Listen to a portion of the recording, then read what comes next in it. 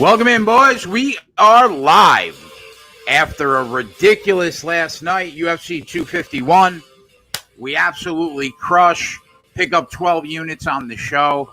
And now we got NASCAR, Kentucky. Hopefully they get the race in. The track does have lights. There is rain on the radar. But what else is new since the pandemic with NASCAR? I got the boys with me.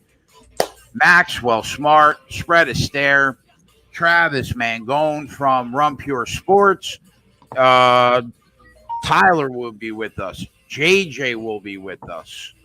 And that's it. Away we go. What's going on, boys?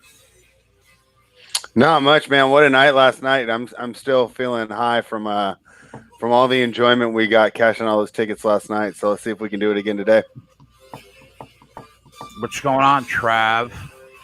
Good. I'm excited from yesterday's wins. It was a good day, and NASCAR looks good. I like my script of players for the DFS side, and I'm sweating out Morikawa now, man. And the Run Pure Sports team, like, listen, I'm looking at the top of the FanDuel leaderboard. I see first place right now, and again, it's currently what it is. It shouldn't change too much, but first place is us winning $62,500 of Run Pure Sports logo, and third place is winning $10K of Run Pure Sports logo on one of the FanDuel contests. So, Run Pure Bets is crushing it. Run Pure Sports is crushing it. Everything is, business as usual. To the surprise of nobody, Run Pure Sports is going to be an absolute monster. So I love it. What's going on, Magnum PI? Checks in. Listen, I want to see a race happen on time today, and I got fucking $300 to make back from the Nunez loss, and then I can put that to bed forever. But until then, I'm going to complain. I'm going to be belligerent. I'm going to say things that your fucking worst enemy wouldn't say, and you're going to laugh about it. So deal with it. You can't possibly be talking about the Amanda Nunes bet when I picked up inside the distance. Inside the distance. Last night. And I mean, come on, man. Hey, listen, bro. I got principles that I operate by. All right? I said I'm not betting no fucking mixed martial arts until I make that money back. And today, on this race, I have my opportunity. So yeah, last night was awesome. And if you only joined us for the live betting show and you bet everything that we were on, you picked up about 13.88 units. If you bet those two parlays, though, that I had put the screenshots for on the show, before the show started, they both lost. So, in honor of transparency, I'm going to count those 2 units as losses. So we ended up picking up 11.88 units. And our reads were perfect, basically. We said on Thursday night MMA DFS show that every main card favorite would win. They did. Spread got the job done on the undercard. I did not bet the undercard, but the bets that Spread made on the undercard all won, regardless if one of them shouldn't have or not. They still won. So Spread killed it, and it was fun, man. One of the Run Pure Sports guys, JSU won like 13,000 on FanDuel. Yeah, he won 13,000 on FanDuel. We had some other stuff leak in. Like one guy in the Discord chat won 6K. Someone sent a tweet earlier today on JSU's. He won 1K in one contest, 3K in another. So we did pretty well. I'll say we didn't pitch the perfect game, but we had a pretty solid game. Wasn't a perfect game, wasn't a no hitter, but probably went like 8 innings and maybe gave up like a hit or two. We maybe needed the closer to come in and help us out a bit, but it was a good day at the Run Pure Sports Firm, man. Yeah, it was really good, man. Anybody that watched the 2 free pick videos, we won those, and then I think JJ and Travis hit the. You guys made money in the free pick golf video too, didn't you? Yeah, because Cantlay. I mean, I don't know if you saw Cantlay. Cantlay went 7 under today and ended up being T6 at one point. I think he might still be T6, but 2-1 on the golf videos. So the free videos are off to a hot start at Run Pure Bets. All right, so away we go. I found this NASCAR race challenging.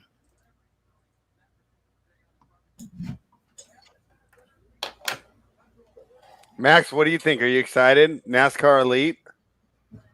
I just woke up from a nap, so I'm not excited for anything right now.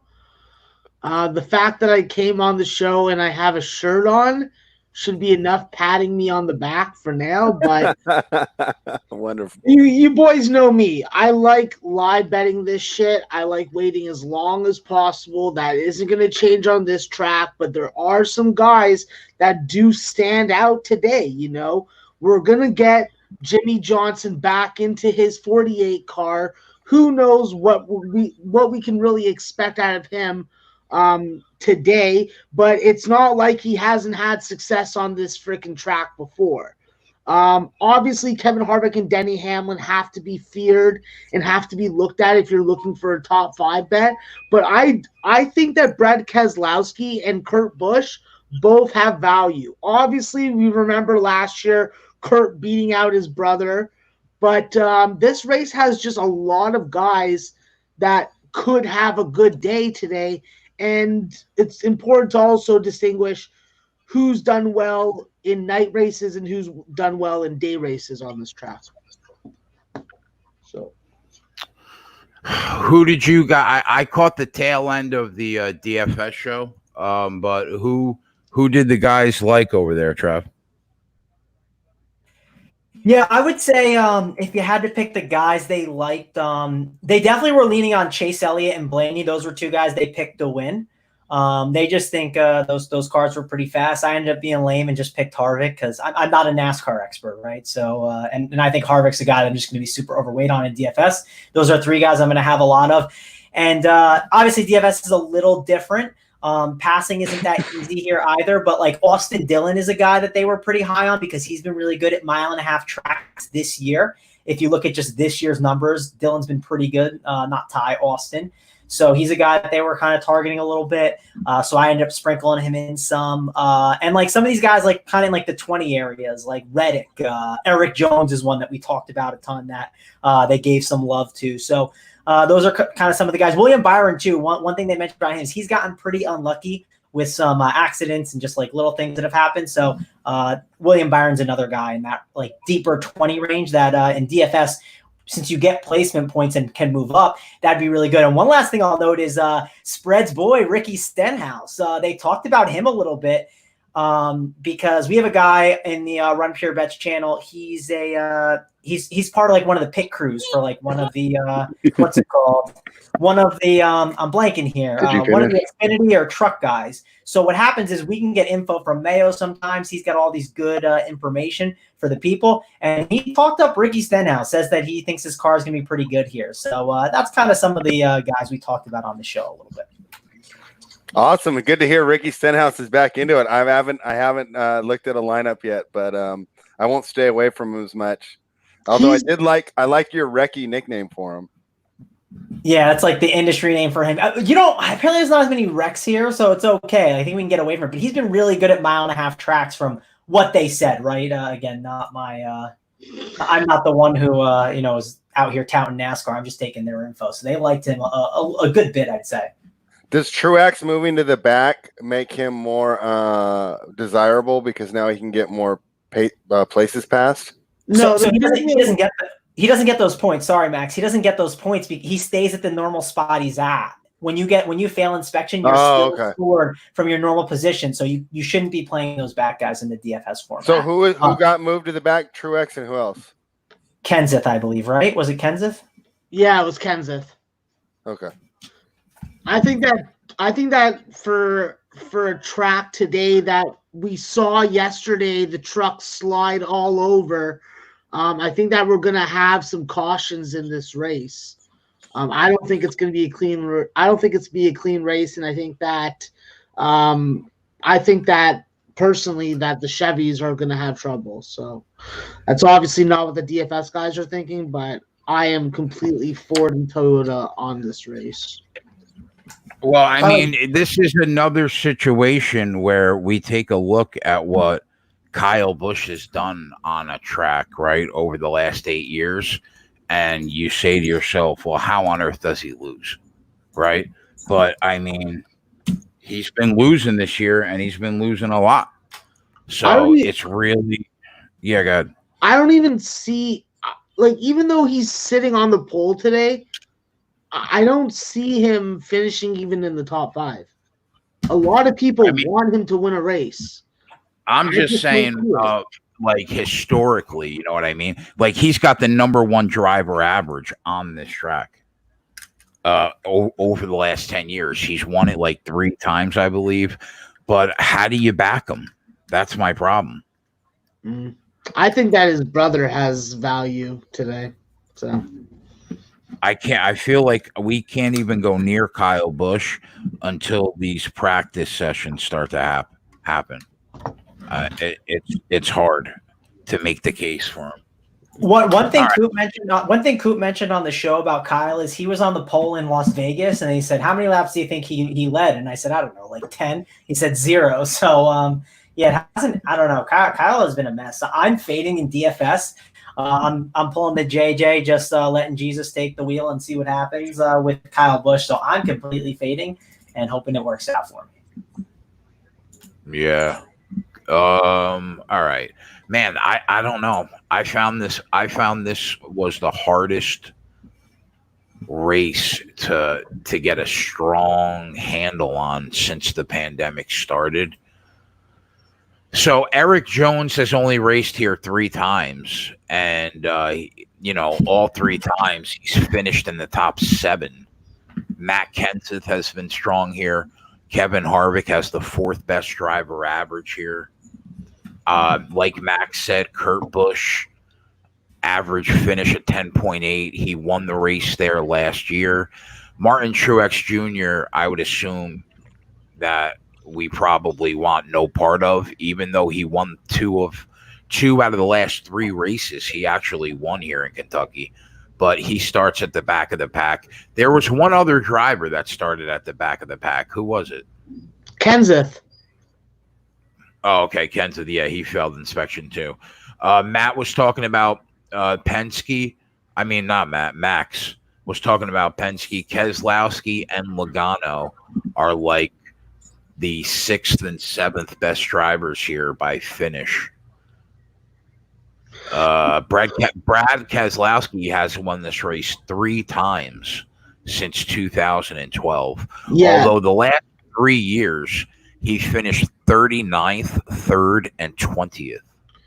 So Tyler likes him also. So just to throw that in there.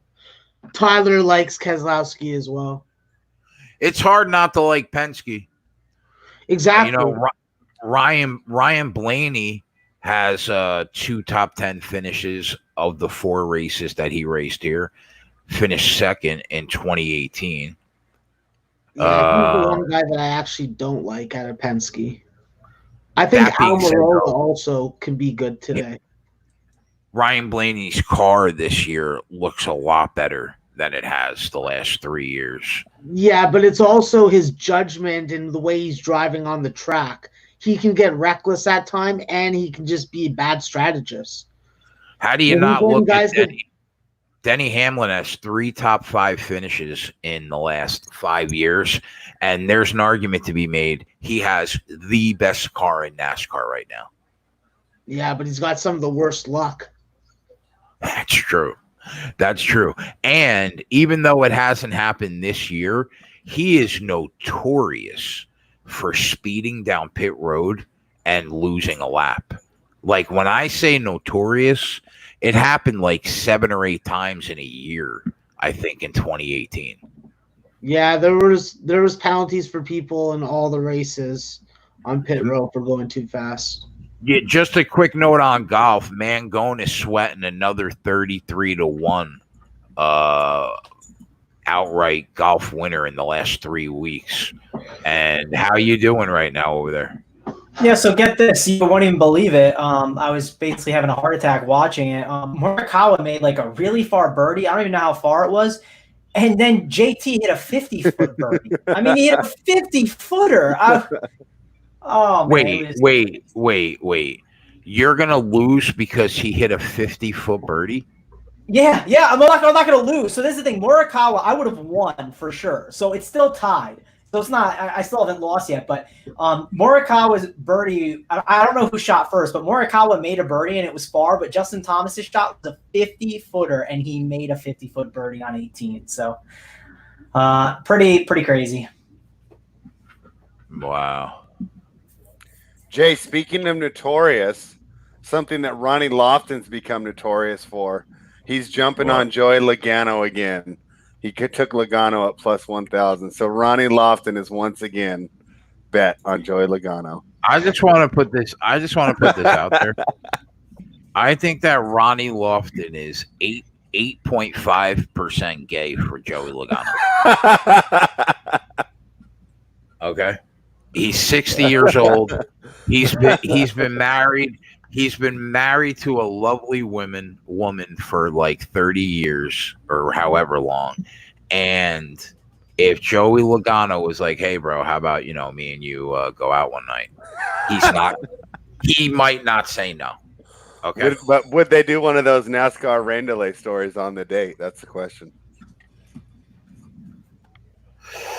Ronnie said 17% gay. Oh, okay.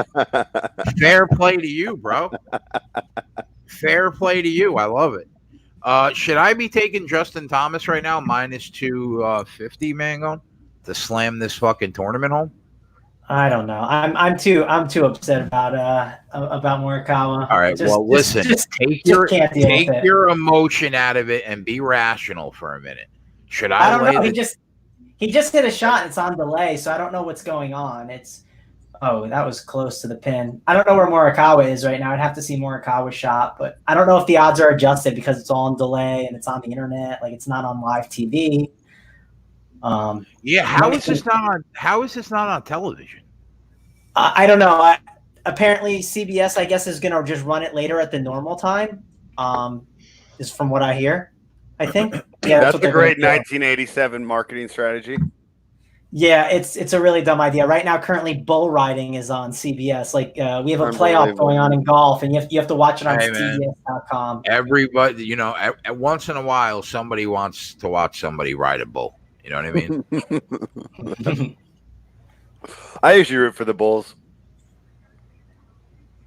All right, here comes Morikawa's shot. I can tell you here, but I don't know if the line will change. But JT didn't have a bad shot there. I just can't believe he made that stupid birdie, 50-footer. But I digress. I like that matchup, RKE. I bet it. But I got lucky. On 5 dimes, I think it moved all the way to plus 130. And we're talking about Keselowski over Truex. Where is that plus 130? I saw it at 125. Well, here's the thing, though. Just because he's starting at the back of the pack doesn't mean that he can't win the race. Yeah. How many people I've watched start dead last and win a NASCAR race? Yeah, I'm not worried about Truex during the day. I worry about Truex at night on this track. And I bet it mainly because I get to watch RKE in the chat talk about what a dirty rat Keselowski is as he makes his way through the pack in the back half of the race. I just think Keselowski is definitely worth a top 5 bet at plus 110. That's a big ass though, Max. Only at plus 110. That's all they're offering. Well, that's all that I'm willing to fucking lay down on. I haven't seen a better price. I don't have. Where did you get that matchup, Keselowski over Truex? I don't hate it. 5 dimes.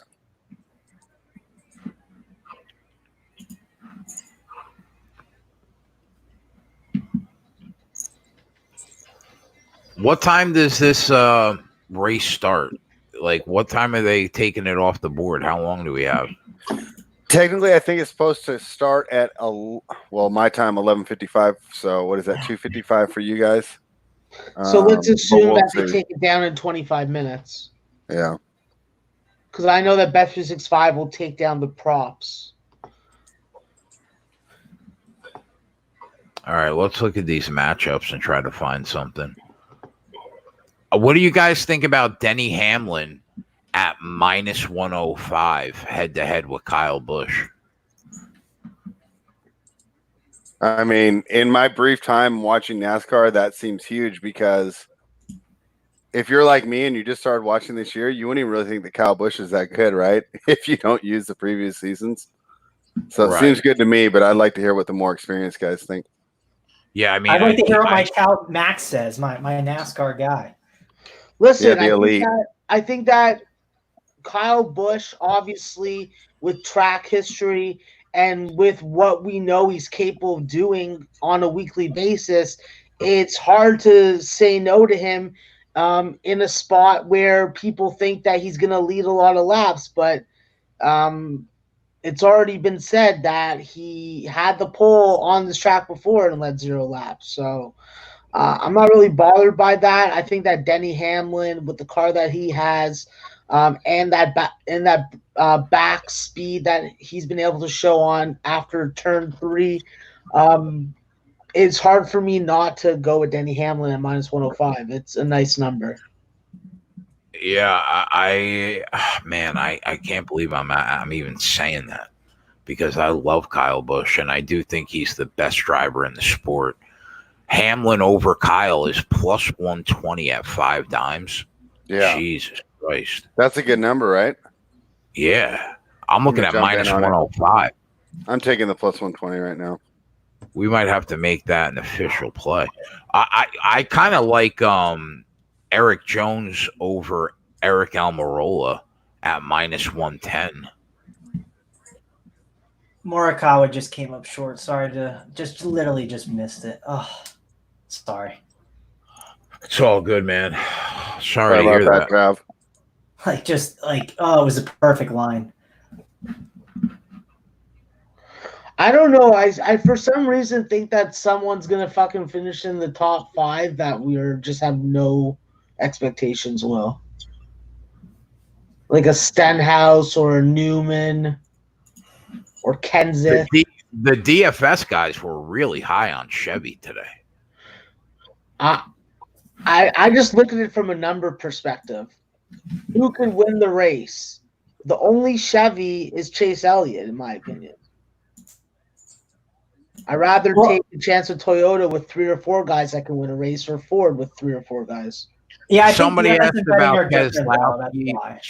Somebody asked about Keselowski over Logano. They're pretty close on this track. So I personally, I wouldn't bet that. I think either of them can probably finish better than the other. Yeah, but Jay, Keselowski's minus 130. Yeah, I mean, don't get me wrong. I would probably give a slight lean to Keselowski just because his car has looked better over the last 6 weeks.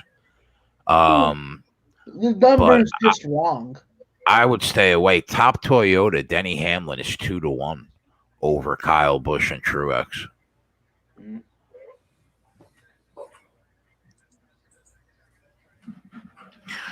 Did you see any groups that you liked, Max? I really didn't. Listen, I like that. I like that Group A.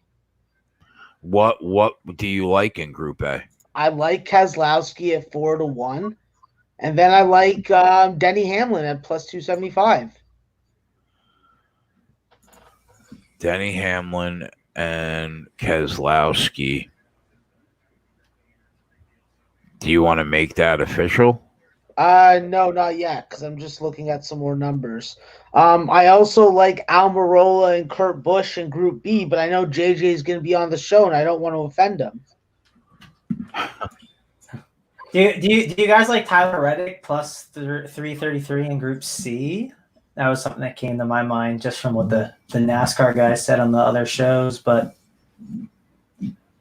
he's never raced at this track before, so it's hard to judge.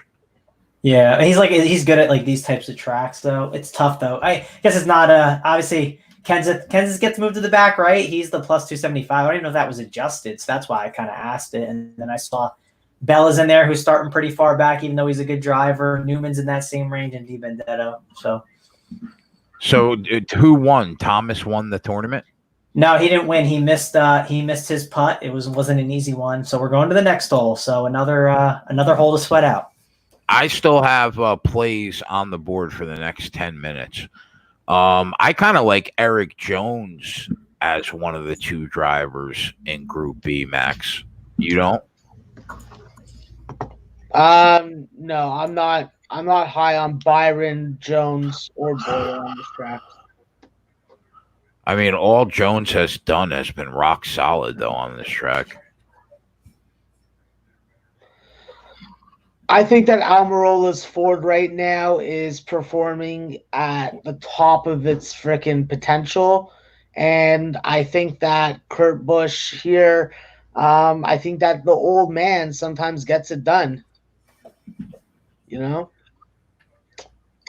Knowing those track lanes, knowing those freaking turn spots, knowing how much freaking room your car's gonna have before you're freaking up on the wall. I just think that in this kind of race that's gonna be stop and go, and we're gonna have weather delays fucking with it. You gotta have the mentally strong. I think on general principle, we got to make that Denny Hamlin plus 120 a play. I wish I was getting plus 120. That's fucking. I got minus 105, but spread's got that plus 120. So we'll make that official. You guys can grab that number at 5 dimes if you want it. Hamlin over. JT's behind a tree. He's gonna have to punch out. My friend just said so. That could be massive as long as Markow doesn't screw this up.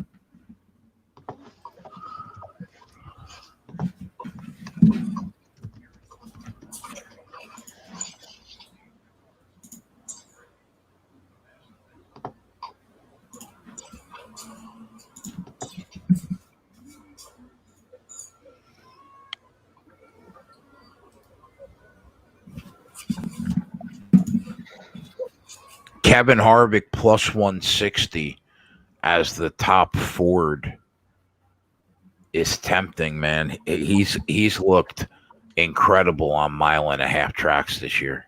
Yeah, Jay, as far as winning the race, that's the guy to beat. I think it's an A or B situation until we see otherwise. But I just don't know how you don't look at Ford as top manufacturer once again. Do you guys like that Harvick plus 160 top Ford? I think it's a good number, personally. So do I. When you consider how he's looked. Yeah, I like that play, actually. I'm going to bet that. We'll make that official. Where are you betting that? Bet 365. No, I'm sorry, DraftKings. Oh. Harvick plus 160 top Ford. I guess it's race props. Top yes. manufacturer. There it is. I found it.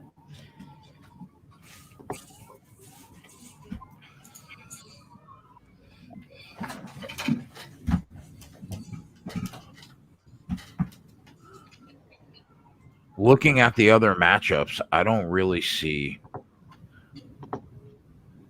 much. Well, the only thing that I really agreed with from the DFS from JJ and Coop's show was that Austin Dillon Reed over Ryan Newman in the matchup. I think that's a good look right there. But I haven't got around to betting it. I don't think that I'm going to bet anything except the Denny Hamlin minus 105. Because I would have taken Almirola over Byron, but at minus 150, you're not going to catch me hitting that. I bet that with you also, Max. Oh, you're on the Denny with me? Okay. Yeah, I didn't get the number that spread got, but Jay, we can't avoid these groups. We should try and find one that we agree on at least. I know we hit 3 in a row together, but I don't know. I don't see it today. Maybe in Group A, Denny Hamlin and and Brad Keselowski, I don't disagree with you there. Truex is definitely live. He's just got a big disadvantage starting at the back, but he's capable. Kyle Busch, if he runs true to form, finally, he will win the race. But you can count. You can go against him based on what we've seen. And Chase Elliott doesn't look ultra impressive when you look at his past races on this track. I mean, and it's also finishing. I don't want guys that I have to worry about losing their composure in the car, and that's Chase Elliott all day. Why don't you look at DK? They have groups over there. Like, see if there's something different than the bet. Yeah, I'm looking at them now. Actually, but they're instead of 5, it's 4. Yeah. You can get Kevin Harvick at 2-1, Denny Hamlin at plus 275 against Kyle Busch and Martin Truex. So if you get Harvick home, you pick up a unit. If you get Hamlin home, you pick up 1.65 units. That's not terrible. Denny Hamlin in Group B against Logano, Elliott, and Blaney at plus 200. That doesn't sound bad.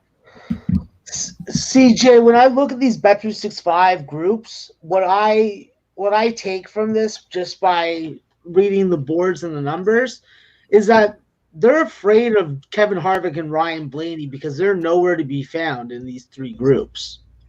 Yeah, that's true. Ryan Blaney hasn't raced that well here, right? But this year, his car is really good.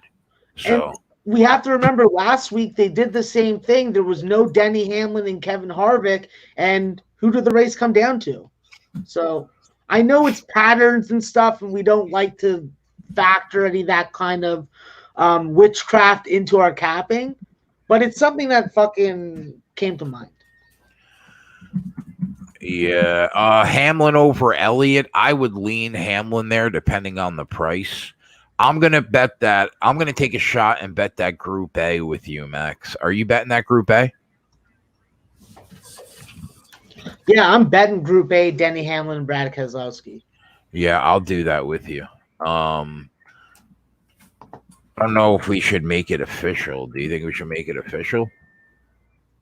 Listen, I'm willing to fucking make it official because I feel strongly about it.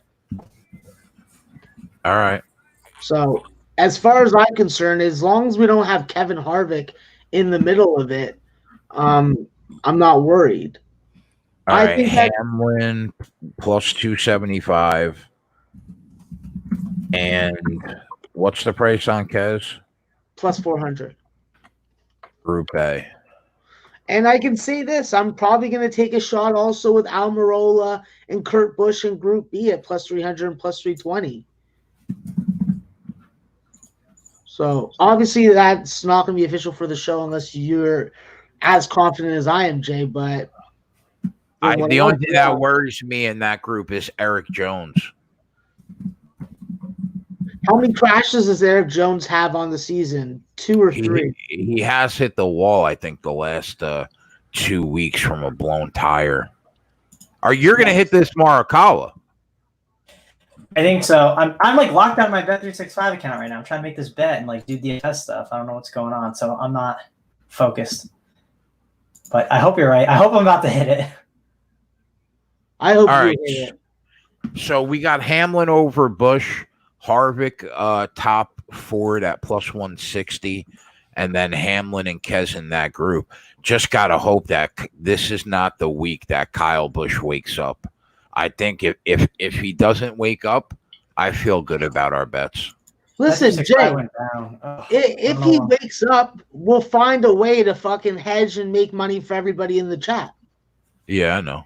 So I'm not worried about it. Robert Kahn has a good matchup right now. Blaney plus 135 versus Truex Jr.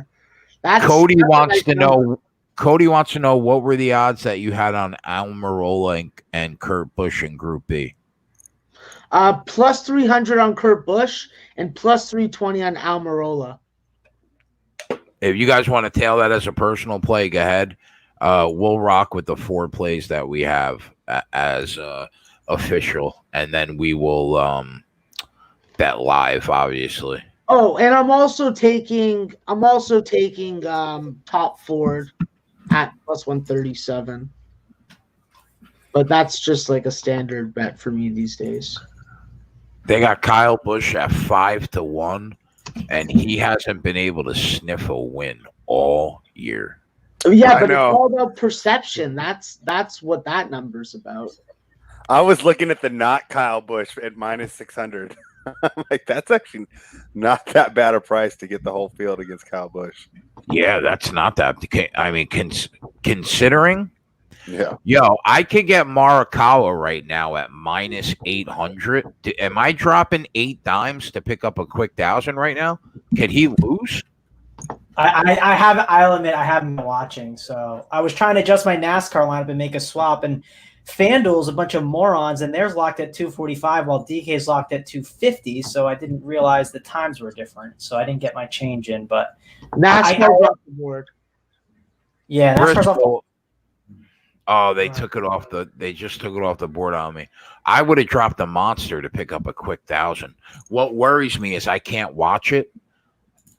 You hate to just rely off of other people when you're talking about an $8,000 bet. Well, Jay, you can open your Bet365, put the golf on it. You can see shot for shot what's going on. Is that true? Well, no, I don't know if you're. I don't know. Yeah, you can look at Shot Tracker, but I haven't been following the last couple holes. So if I had been following and there wasn't a delay, I can pull up Shot Tracker now and see what's going on. Matt says it's probably a 50% make. Yeah, I don't want to hedge 8 dimes on that. I'm trying to find it now. I'm on like a temporary computer. It was my grandfather's old computer, and it has Ask Jeeves as the main page. So I always have to type in Google. It's the most irritating thing. Who has Ask Jeeves? Wow. Stupid. Yeah, it's the dumbest thing ever. Just first world problems. Yeah, first world problems. Jay, my camera died. I'm gonna jump back out and jump back in. All right, buddy. So what guys did you guys make official? You made Hamlin over Busch and Harvick as top Ford. I got in on Harvick as top Ford. I didn't get that Hamlin thing in though. And then the group A bet on Bet365, Hamlin and Keselowski over. Who were the 3 drivers, Max? So I can write it down. I'll forget. Truex, Kyle Busch, and Chase Elliott. Okay. Wow, that is a stacked fucking group. Yeah, but Group A is always stacked like that. You're always looking at Group A being like, all these guys can finish in the top 5 and one of them can win. So yeah, true. Let me tell you about the weather right now. It couldn't look like a nicer day. It literally could not look like a more beautiful day right now at that track. Are you being sarcastic? I swear to God. I don't even have the fucking thing on because I'm like, what the fuck's the point? Just to get mad and all you see are blue skies and beautiful little cotton clouds. Buddy, I almost hit a fucking 12-1 yesterday in that truck race, and I got fucked by rain in one fucking lap. Morikawa missed the putt, bro. No, it's okay. It's okay because he needs 2 putts to win, so he can miss that putt. That's fine. It said 2 putts to win on my screen, so this will be the win right here. Man, go get that shit, bud. That'll be good. Nice. That a boy. The best part is to a local strip club and support some local strippers, bud. The best part about that too is on the live video I gave out 3. I said, listen, I'm not big. I kind of may have pushed someone to Morikawa on the live video. I said all the guys in the teens are like not the best bets because they're just like the market's like screwing everyone over and they put so many guys in there because there's nothing to bet. And I gave 3 bets if you do an outright bet. I said Brooks, I said Rose, who was 20-1, and then I went with the last one. I said Morikawa. So I technically maybe I pushed someone there. Hopefully I did. So it was a good day for me to get the Morikawa bet in, and I had him on a lot of DFS lineups too. So it was a good week. So how much did you actually bet on him? I only put 50 because I was sitting there in bed literally at like 3 a.m. and I was like, I always bet at least one outright, and I don't love the outright market, and like the value's all thin. And I said, let me just put a little bit on Colin. I love Colin so much, and I just felt like I did listen to one video, and they were talking about how the best value right now in the outright market is like between the 30-1 and probably like the 50-1, just because of how badly they're messing with the teen numbers. I mean, you can't have like 6 or 7 guys in the teens to win a tournament. That's just insane. And everyone's betting them because they don't care. So I ended up leaning on that. And who knows, maybe I'll do that again this week because of that. We'll have to see what the market looks like with Tiger showing up. This is going to be a big tournament. Bryson's going to be there. Tiger's there. Webb Simpson. You thought this field was stacked. Next week's field is going to be even more stacked. So what did you have? 100 on him at 33-1? I just put 50, so it's going to win. It was 30-1, so I'll get like 1,500. I forget what. Hey, bro, next time you're going to hit a 30-1 outright winner. You think that you could I can get that play instead? Yeah, I mean, if you watch the Run Pure Bets channel, the free show with me and JJ, maybe you would have found your way into it. You know what? Fuck you, pal. All right. There he is. What is up? There he is. There's the fucking Prince of Jersey. Welcome on in, my softball alumni. What's up? Quite a good sweat for you there, Mangone. Yeah, solid hit. I'm happy about it. It's so funny. Like I was saying before, I couldn't go to sleep without any outright bet. I was like, I could live bet one. I was like, no, let's not do this. It worked out with Morikawa, and I'm looking at let's look at the FanDuel leaderboard again and see if Run Pure Sports is on top. And it looks like that's the case. We got a 62.5K win in the FanDuel PGA Eagle. This guy, I don't know how many entries he put in, but it was like $9 or $7 a join. And he won 62,500. And then Sanders TJ, he won 10K in third place. So looks like Run Pure Sports is having another good week all around. Awesome. You love to see it. Jay, quick note, 62 to 66 lap fuel window, 267 laps, 80 in stage 1 and 2, and that's about it from now. All right, so 62 to 66 is the fuel window? Yes, sir. That's all right. Okay. That's wow, real quick. We had a subscriber win 100K, guys. That's crazy. And on laps or miles? No. Laps. Okay. Wow. We had Run Pure had a guy that won 100K. Yeah, and the best part is, that guy I was talking about that won 62.5K. Yeah. He played $38.85 and won 62.5K. Can you imagine that? That's awesome, bro. I mean, and the other guy won 106K, and he played like 1.3K. So talk about ROI. I'm looking at our Discord chat again. If you guys want to join the Discord chat, it's part of all the stuff we have going on. Everyone's just posting their screenshots. It's fun. Amazing. Look at the captain. I mean, well, Mangone, you probably posted it, but I mean, good way to go, Ryan. What did he win? I know he was having a good day.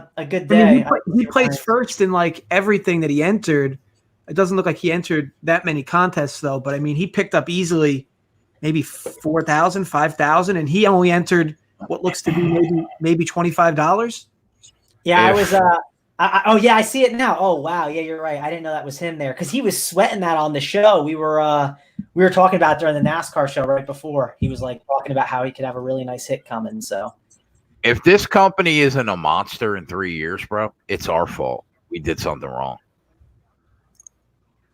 Yeah, you're not wrong. Things are going well. PJ's been absolutely crushing it. So, and then once we get NBA back and MLB, it's going to be good times. Yeah, I mean, I'm going to make college basketball my fucking beta bottom. Yeah, you are.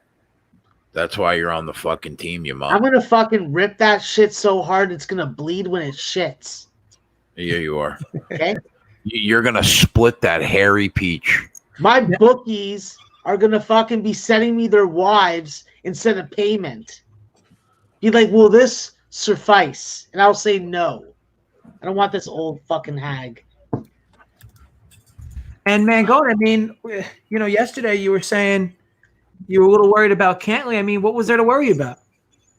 Nothing. I mean, there was never a doubt. Let's be real. I was just doing that for show. That's the reason to do it. So, hey, can't complain at all. Did you guys see this one dude on Twitter? Like, he was getting some flack last week for something with, like, I don't know if you know Third and Schlong, JJ, but yeah, Bryce.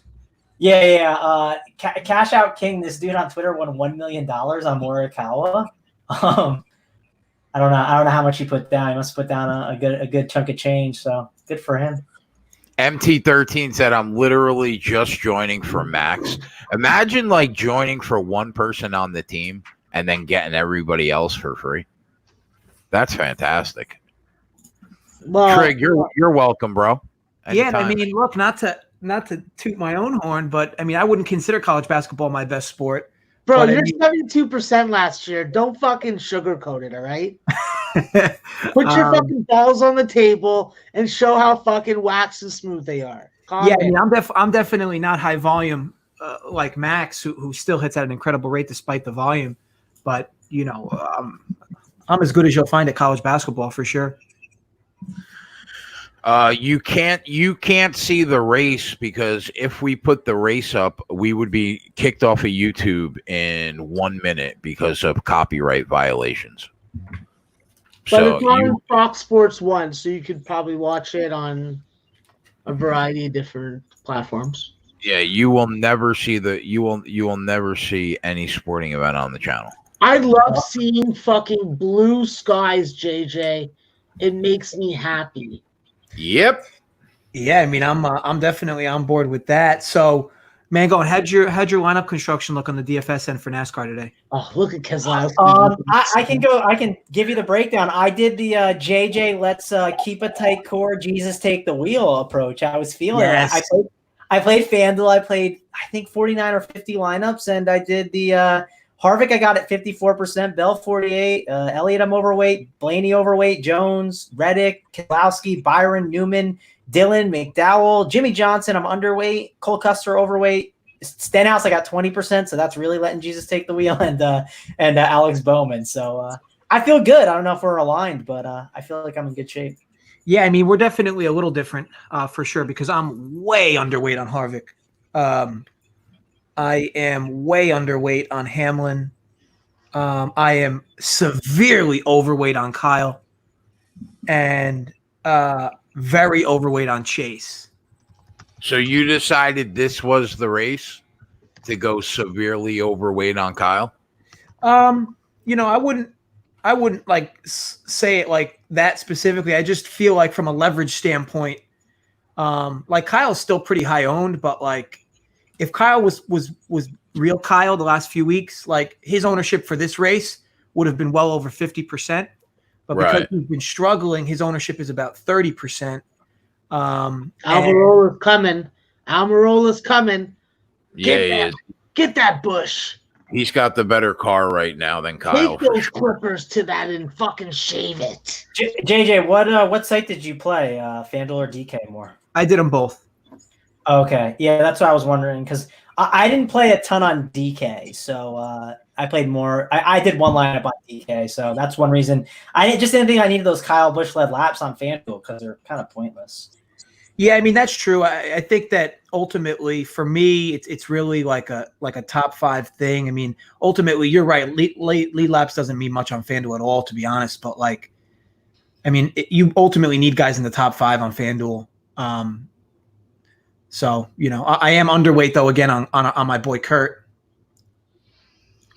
Yeah, I shivered a little when I had to fucking say that I'm backing him a little today.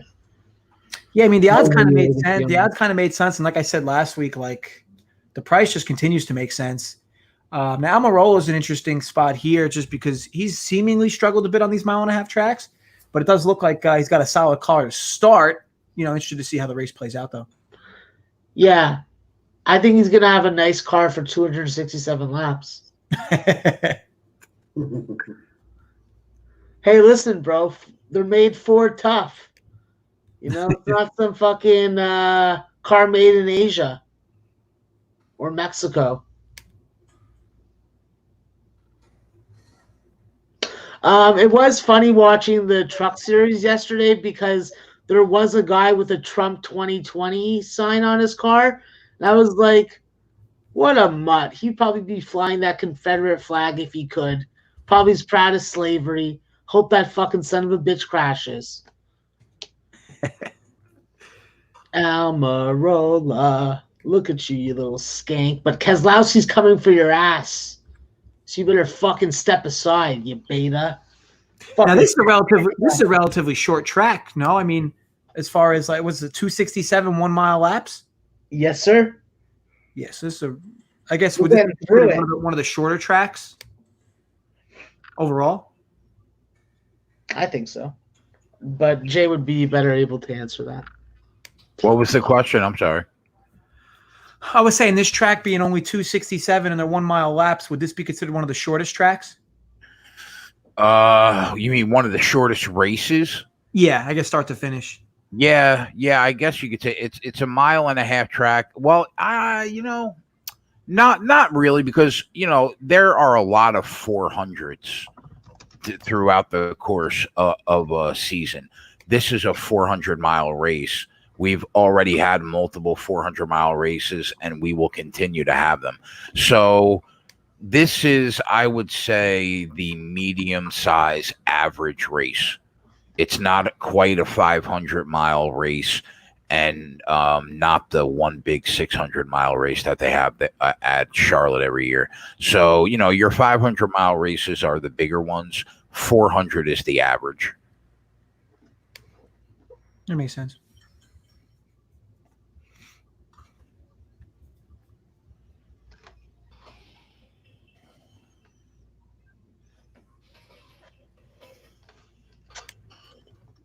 Spread, you should really shut the fuck up, bro. You're talking too much. I'm sorry, I'm in the chat and I was like, I thought we were talking about NASCAR, and I'm like, wow, okay.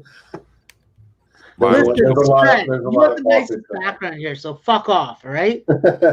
I want that fucking background. I don't know. JJ's looks pretty cool. He looks like, he's out on I've the watched river. like 35 videos water. with JJ with that background. I'm done with that. Okay? I've watched enough winning goddamn videos with that background. All right? Have you looked at the man's fucking spreadsheet? Go fucking take a gander, all right? All right? What's good for the goose is good for the gander, huh? You know what? I would even fucking say that the guy drinks Manischewitz, but I know it's not true. I want it to be true. I bet you he has before. There's this just in. I have been injected with wolf DNA. Oh wow! Whoa, he's got the wolf DNA. Shit. Dude, if you've been injected, you are going to be. We're tailing you all day. Like this is a lock. Any bet that you like, we got a tail. Oliver, fuck off. JJ, do you remember that internet meme from about like 15 years ago where these guys were selling wolf t-shirts? And in the comment section, it was all a bunch of people that are like, I was 300 pounds and overweight and a virgin before I got this t-shirt, and wearing it made me work out, and I have 14 girlfriends now. And that was one of the most amazing things. It's really early internet days, though. I was thinking about that last night when Max was dropping his inside knowledge. That's great. Hey, listen, bro. Wolf DNA, it's going to be a real thing soon. Watch out. Now, this is a tough track to pass drivers, right? Is that correct? What makes that part of it so difficult? At least that's seemingly what I heard versus other tracks. That like it's hard to just consistently pass cars on this track. Really? Especially like a guy. I wouldn't think that's the case because first of all, the track's wide. So you can go 3 or 4 wide around some spots on the track. And also, when you can go 3 or 4 wide, you can run different lanes, which allows you to make up time if you pick the faster lane. So I would think that it's not that hard to pass on this track if you were asking my opinion. Christopher Okay, Hogan Denny. says it's the bumpiness of the track. Denny's making his way up. Now, is there a competition caution on this one or no? I don't. I would say probably not because there was no rain. Almirola's loving that clean air right now. Loving that clean air. Some battles though. There's some battles. Stenhouse has a nice car right now, that's for sure. Denny Hamlin has a good car right now, I think. I hate to say it, Erik Jones looks like he has a good car also. But lots of fucking racing to go. What's the live numbers looking like? That's how suspended. Never mind.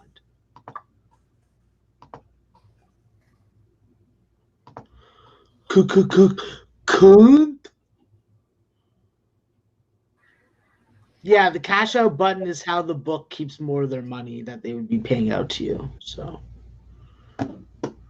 I don't know. Going from 20th to 12th isn't too bad, Airwado. Well, they didn't keep my money this time, Max. I took it from them with Morikawa. So you know what? Serve that bookie of yours cock soup the way that it was meant to be served. Icy cold. Okay? I like that. I like that, Mangone. Even though I chirp fucking golf for being the date rapist sport, I'm always happy when the fucking RPS dudes make money on it. And also when I get to laugh at Jay. Why are we laughing at Jay?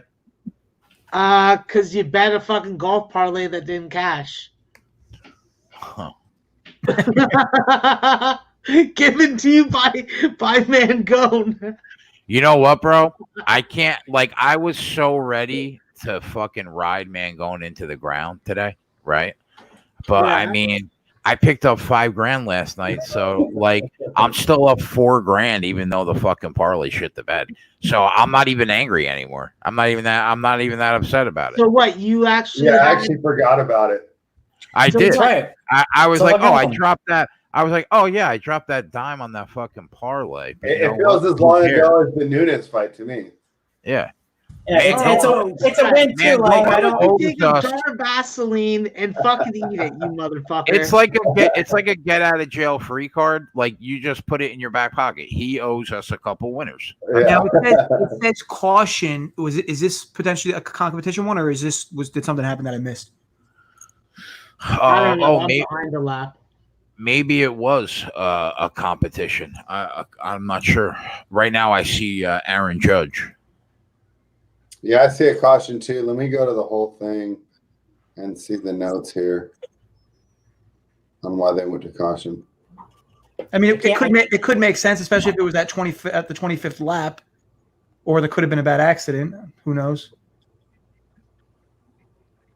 Yeah, it's a competition caution, 26th lap. So there'll be one more.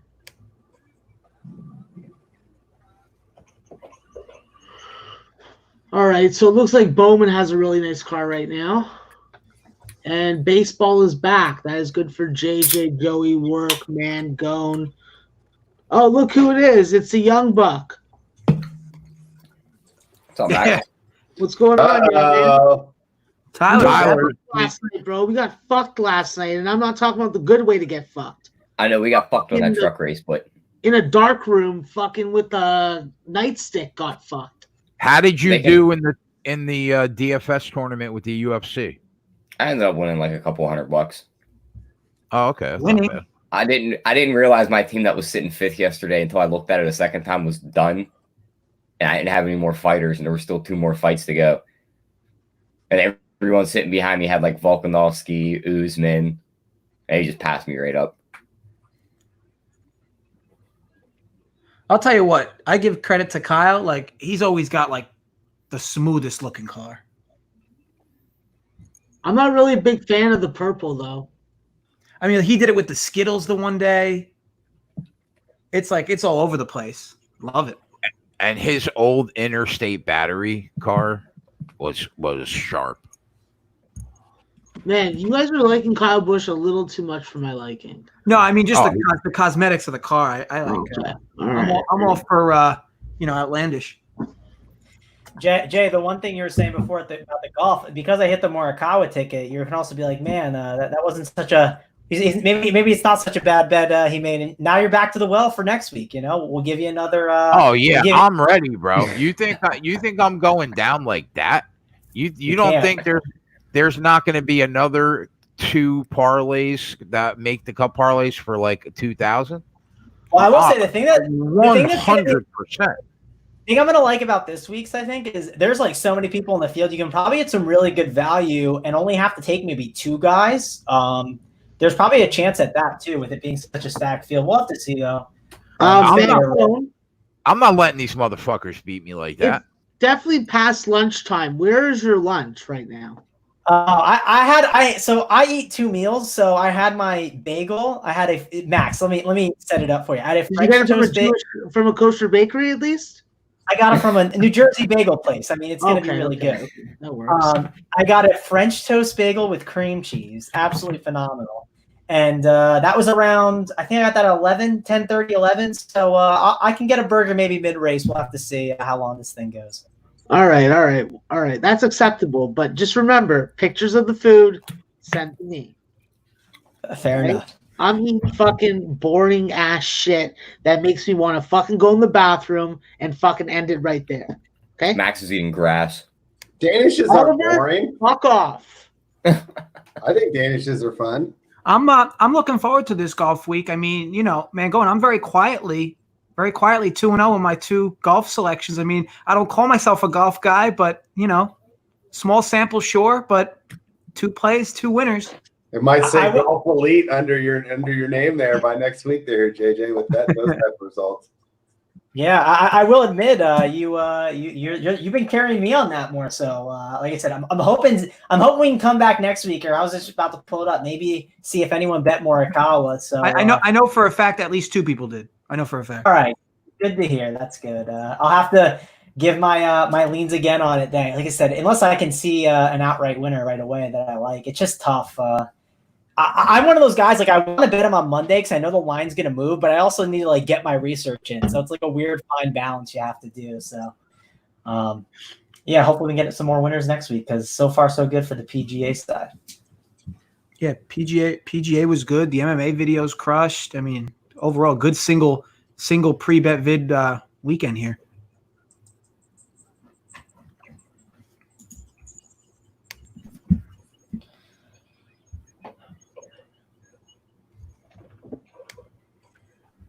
How did you do in DFS on golf, JJ? I actually ended up winning. I'd have to see. I entered about a total of between DraftKings and FanDuel. I entered a total of about 3,500. I'm cashing out about 4,700. So picked up about 1,200. I mean, an honest day's work, some will say. Sure. Yes, Truex started at the back of the pack, boss, because he failed inspection twice. Oh, Air Waddle. I thought it was the other way around. I must have fucking been stoned. Sorry, I'm a fucking pothead. What can I say? Yeah, Truex started 35th because of a failed inspection. So is there anybody we like to win this race? I didn't bet anybody pre-race. I thought Harvick and Kyle Busch, if he raced up to his capability, were the 2 cars to beat. Gotcha. We did make a couple bets official though. We took Harvick top Ford at plus 160, Hamlin over Busch only because spread had it at plus 120. So you almost had to take that number based on the last bump. And then we took 2 drivers in Group A. Other than that, we will just bet 5. Yeah, I'm on a Group B bet with fucking Kurt Busch and Almirola. And I'm on top Ford. So I'm going for 4 today, like usual. What about you, T? Did you bet anybody outright? The people just I told you this morning. I took Chase Elliott at plus 950 because I like that number. That's a little bit too high. I took Blaney at 12-1. I mean, he was red hot before them 2 flat tracks. And then I took Keselowski at plus 900 too. Yeah, I like all those.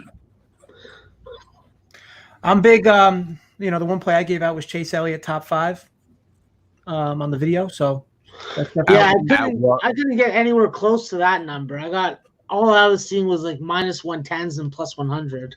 I took a look at Chase Elliott's odds and I watched JJ's video with Coop, and that sold me. That's why I put that bet in. Yeah, at what price did you get the top 5, Jay? That was plus 140.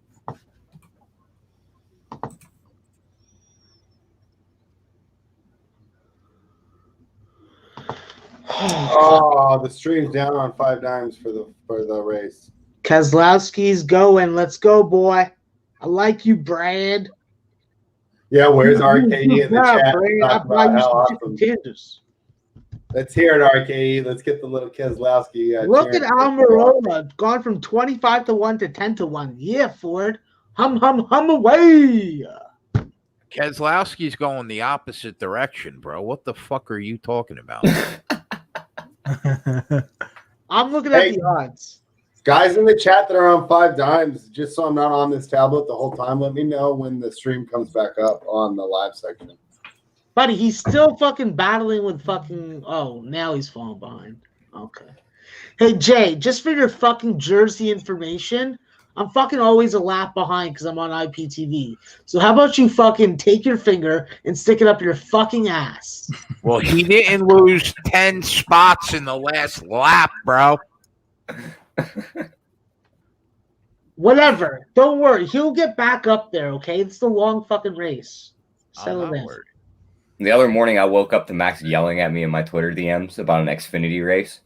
And I was like, Max, that Xfinity race happened last night. That's a replay. Yeah, he told me too. All I'm getting ready for this Xfinity race. I said, which one? The one that happened yesterday or the one that happened the day before that? Is there something I'm missing? Like, they right now have Kyle Busch as the favorite to win it 4-1. I mean, what the yeah, because he's won 3 of the last 7 here, I think. That's why. They don't want to make that number too I guess Elliott's the favorite on 365. 4-1 right now. He's coming up on Almirola. Fuck you, Chevy. Kyle Busch Chase the Kyle kid. Busch just said to his spotter, it feels like the splitter is 5 inches off the ground. On his face. What does that mean for us? That means his hand. Have to explain that. That's your aerodynamics. That means if air's going under the car, that splitter in the front at the bottom basically rubs against the ground. But when there's air that gets underneath, it fucks your aerodynamic and handling up. So that's basically what he's saying, and that's why he's falling back. Okay. Which driver was that, Jay? Kyle. I see. Is that something they could fix in the pit, or is that just something he's dealing with and he'll have to deal with all race? Yeah, I think it's a fixed object. I don't think they could fuck with it. Almirola has just looked so good the last 3 weeks. And just like that, he went from 4-1 to 7-1. And now Harvick and Chase Elliott are the favorites at 5-1 and 6-1. Yeah, Harvick definitely right now deserves to be the favorite. Well, he dominates these 1.5-mile tracks. Right. And normally so does Kyle. But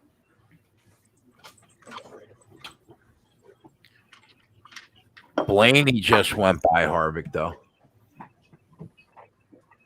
I love this kid.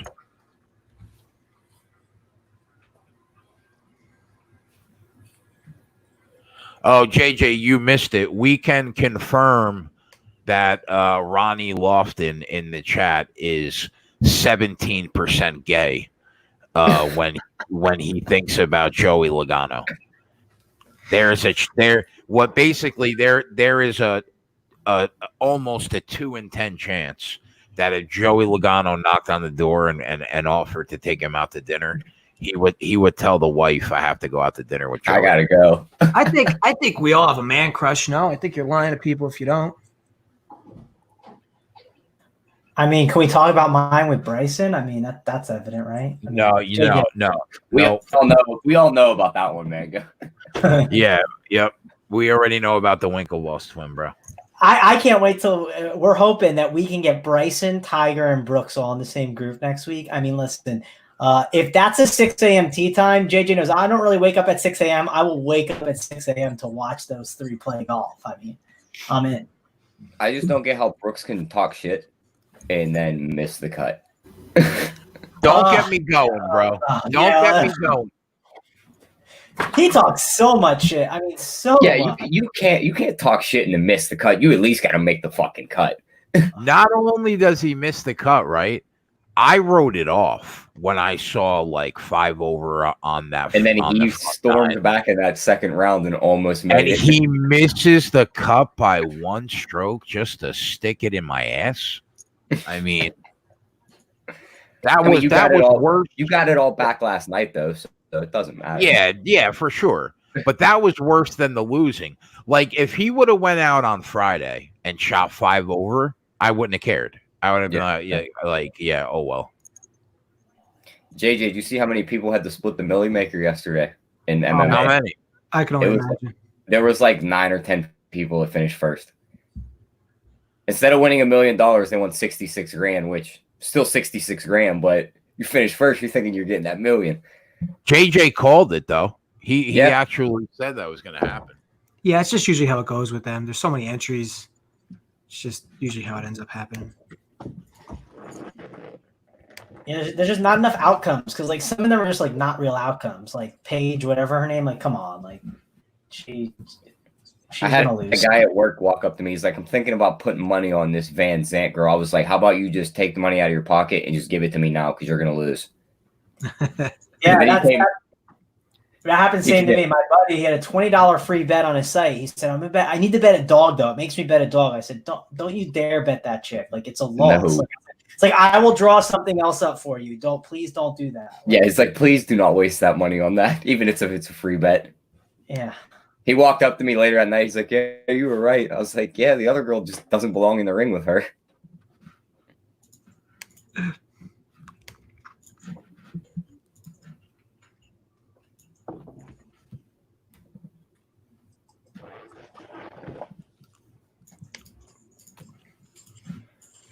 I can't keep up with the golf screenshots, man. Like, there's too many. Love to see it. I know. So I just read one in Discord. 6K plus 6K 2 weeks in a row. Love RPS. I was like, oh man, just so many. It's good times. One guy I talk to sometimes. He's a member. He said, "What a way to wake up." You know, he played $250 and won 6.3K. So not having to sweat that out was probably nice because that was a really tough sweat today. That golf one. I was holding Thomas and Hovland tickets. Did you do anything? Yeah, did you do anything with it? I was wondering if you went Morikawa. I was gonna cash out last night, and I was like, eh. And then I looked at Morikawa's odds. I should probably bet him, and then I fell asleep. Yeah, that's so. Like, it's funny when I saw Morikawa, I woke up and saw Morikawa at the top. I was like, there would have probably been based on your other odds, you could have got him. Morikawa, you could have got it plus 600. I was like, he probably should have. I would have to seen how much money you had on each, but I only had like $20 a piece on them because I just kind of like went through and was like, this guy, and this guy. And yeah, I had the Morikawa ticket held. It was just funny that I had like 3 bets I liked, and that was the one I went with. So worked out. At least you won. Yep. They said Stenhouse scraped the wall, but he is told he doesn't have any damage. Jeez, that guy.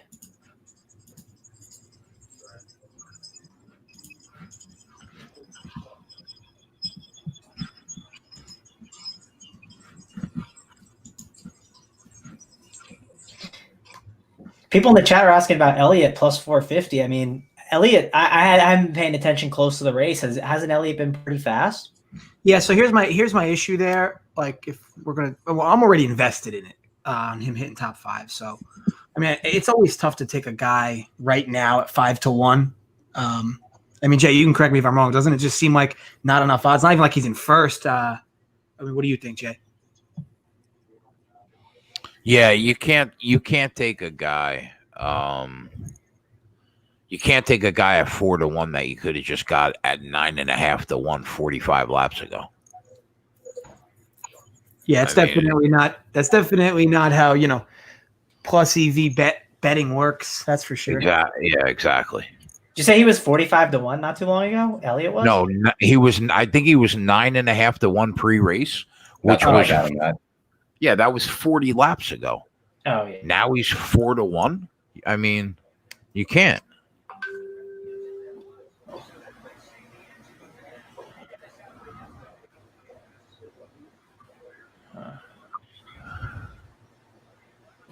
So Jay, how you liking this Wednesday UFC card? You want me to be honest? I did. I really hope you hate it. I did so much prep, bro, for UFC 251. I haven't even looked, and now I got to do it all over again in the next 72 hours. Yep. So I'm not looking forward to it. You just think when you get done with that, you got another 72 hours to get ready for Saturday. I know.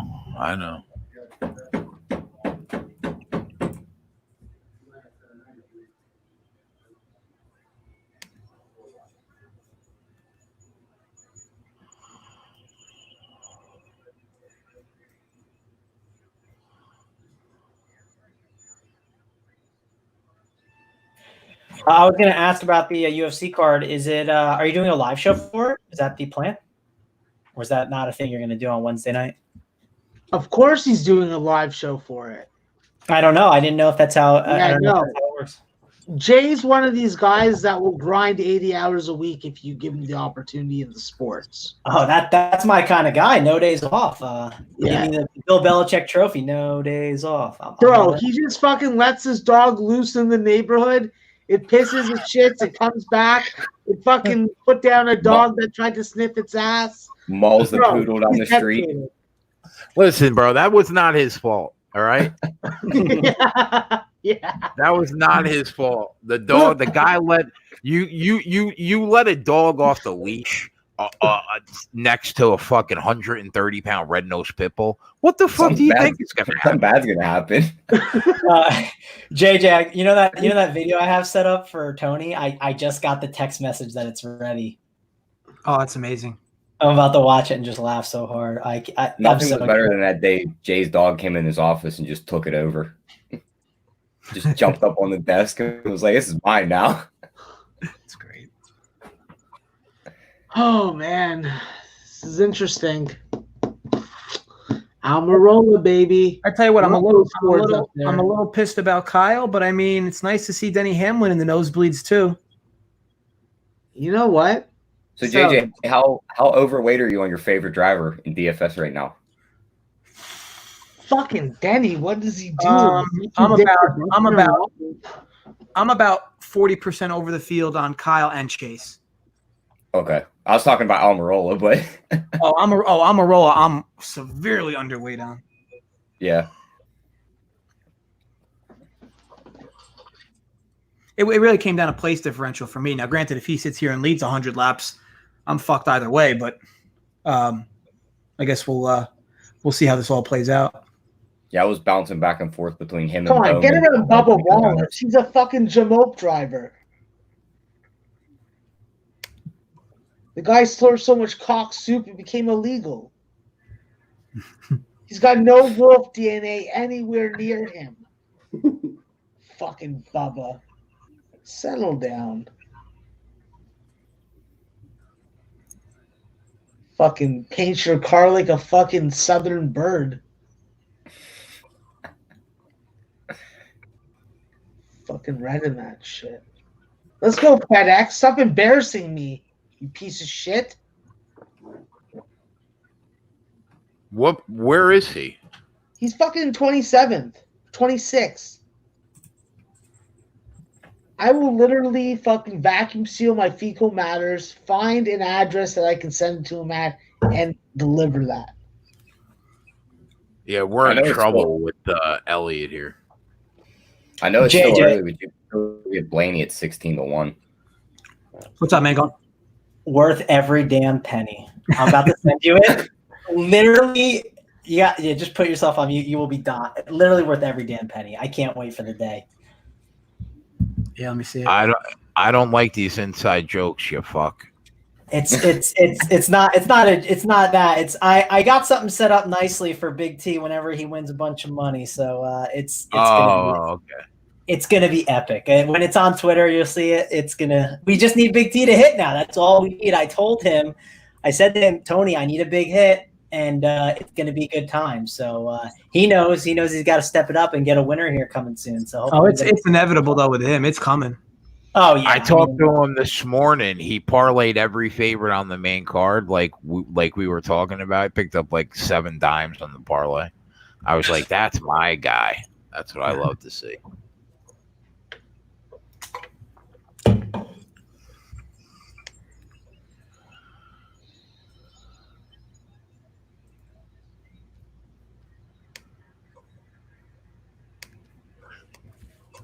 Do you guys have a soccer DFS guy over there? Yeah. Jamie Duran. Yeah. Yeah, his name's Jaime. He's doing all the different soccers every day. He's got something. Jay, they got video game DFS guys. They got everything. Yeah, that I know. Yeah, that I know. I just need I need Big T to win some money. That's all I need right now in my life. Where did the fucking giblets thing come from? That I don't know. I mean, he definitely started a while back. But yeah, man, how long ago did Tony start doing that? He's definitely been doing that a while. I'm not sure. And like the Kenny Powers gifts on Twitter, he's been doing for a long time. Like that all started I don't know if you've seen them when the Kenny Powers, when he kind of does like the hump motion. He did that when it was all about Giannis was when it really got popular because he makes fun of Giannis saying he can't shoot, and sucks in the playoffs. And I'm in that camp too. I hate Giannis, but he made that thing go viral because whenever Giannis would do bad last year, he would always post that. And wait! You hate Giannis?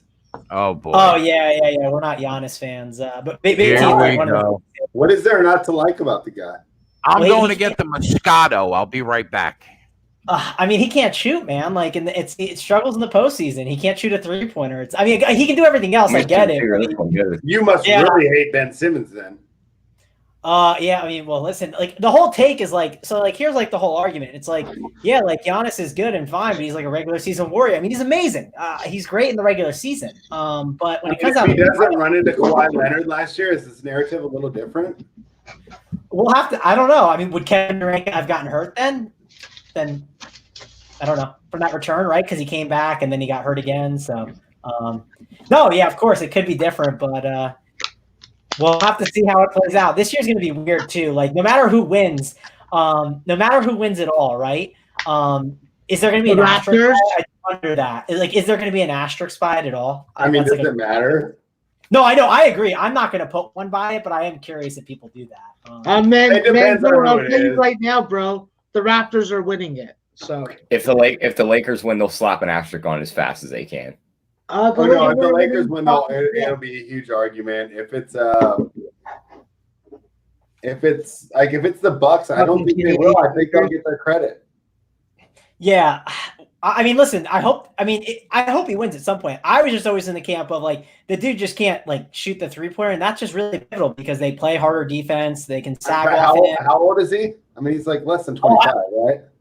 I agree with you. I'm in the camp. So I'm in the camp of once he can shoot, like he could be better than LeBron. You could argue, like if he could shoot that 3. But we'll have to see. I don't want to disrespect LeBron too, but like he has the ability. And if I remember right, LeBron's 3-point shooting at age 24 or 25 wasn't good. That's very that impressive to begin with either. For sure, and he's working on it. But and like I just don't think he stays with the Bucks too. I think he bolts because like that team is just going to get older. Is he going to the Warriors? Because that's what everyone out here in Northern California seems to think. I'm not sure if he's going to follow KD like that whole route. That seems like a bad idea. Coming to the Raptors. Max says that, and you think he's saying it to be funny, but the fact is, the Toronto is the most international city. And if you're a player that this wasn't raised in the United States, We got might actually crazy be Greeks here, bro. yeah, The you might be Greeks more got their own comfortable in fucking Toronto street. than any American city. So I would not discount Toronto at all as a possible landing spot. The guy wants souvlaki. Come to Toronto. We got that shit. Mangone, that was one of the best videos I've ever seen. I told you, right? Like literally, like that thing is gonna blow up on Twitter. Like that video was listen, like it was so good, JJ. I was like, I want to pay him for another. It was so good. Oh. Yeah, like I mean, when you pay for those, I mean, you don't expect to get that. I mean, that was like extra work to get that in there. Yeah, that man, like he did everything. I don't want to give it away because I don't know if Tony's watching, but I want his organic reaction when it happens because he is gonna call me and like literally just be so happy. There were so many times where I'm watching, and I'm like, okay, that's a good way to end it, and then another like minute and a half. It was amazing. Oh man, I know. I'm so excited for that. That's like better than I feel like it's better than winning DFS for a day watching that video. Oh man, that was good. That was good. That guy's great. Are we on lap 73 right now? Is my NASCAR up to date here? It doesn't seem like it's been moving very much. Lap 73.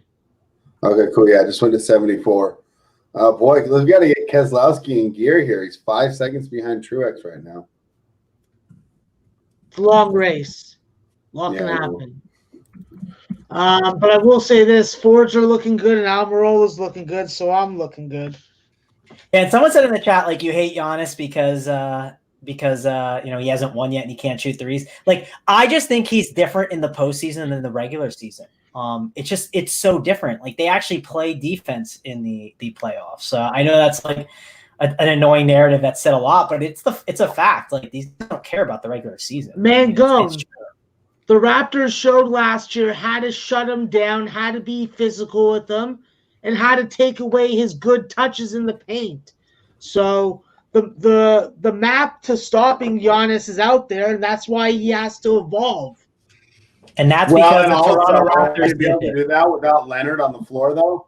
I mean, a lot of these blueprints aren't necessarily that replicated. Oh, let's just switch Kawhi over to him in the second half of these two close games.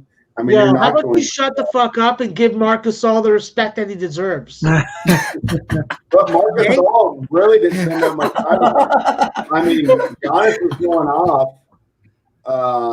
And I mean, I cashed a huge Raptors ticket last year, Max. So, I mean, it's not like I wasn't all in on your team. But when I watched those games, Kawhi was not defending him on his own. He was in the second half when it mattered. Well, how about we just go back to the year before that where Boston just put the 4 guys in a row and couldn't get to the hoop? Right, but now we're talking about shutting down like a 22-year-old. I mean, like. Listen, but I the think shooting's only increased. I think it's just a little stretch his game out from a shooting perspective before he can be freaking depended on in the playoffs because of like what you said, Spread. They play defense. And he needs a Robin to his Batman, and it's not Eric Bledsoe. You stop Giannis. What are you Chris playing? Middleton, did you see Bleacher Report put Middleton as their number 10 player? Unbelievable. That's ridiculous. Yeah. I like Chris Middleton. I have a question. If Chris Middleton's name was like, let's say his name was like a sexier name, like would we like him more? He seems just kind of boring and plain, but I would like him if he had 30 more. I think the hairline would help more than the name. Yeah, he's a good player though. I mean, he's really talented, but yeah, I do think he falls short of being like a good Robin, right? Like I don't think he's in that. If like right, he's your ideal number 3, not and 2. Turn and like, all right, you have to do this.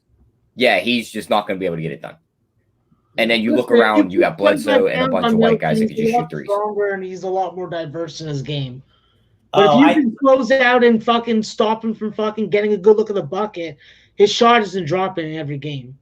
So I figured out the guy who said to me why he said, you hate Giannis because of the 3 ball and he hasn't won a title yet. He also commented and said our team is deep and AF. So it's a Bucks fan. So we're in the clear. That's why he's all up. It's got to be it. The Bucks fans in the chat.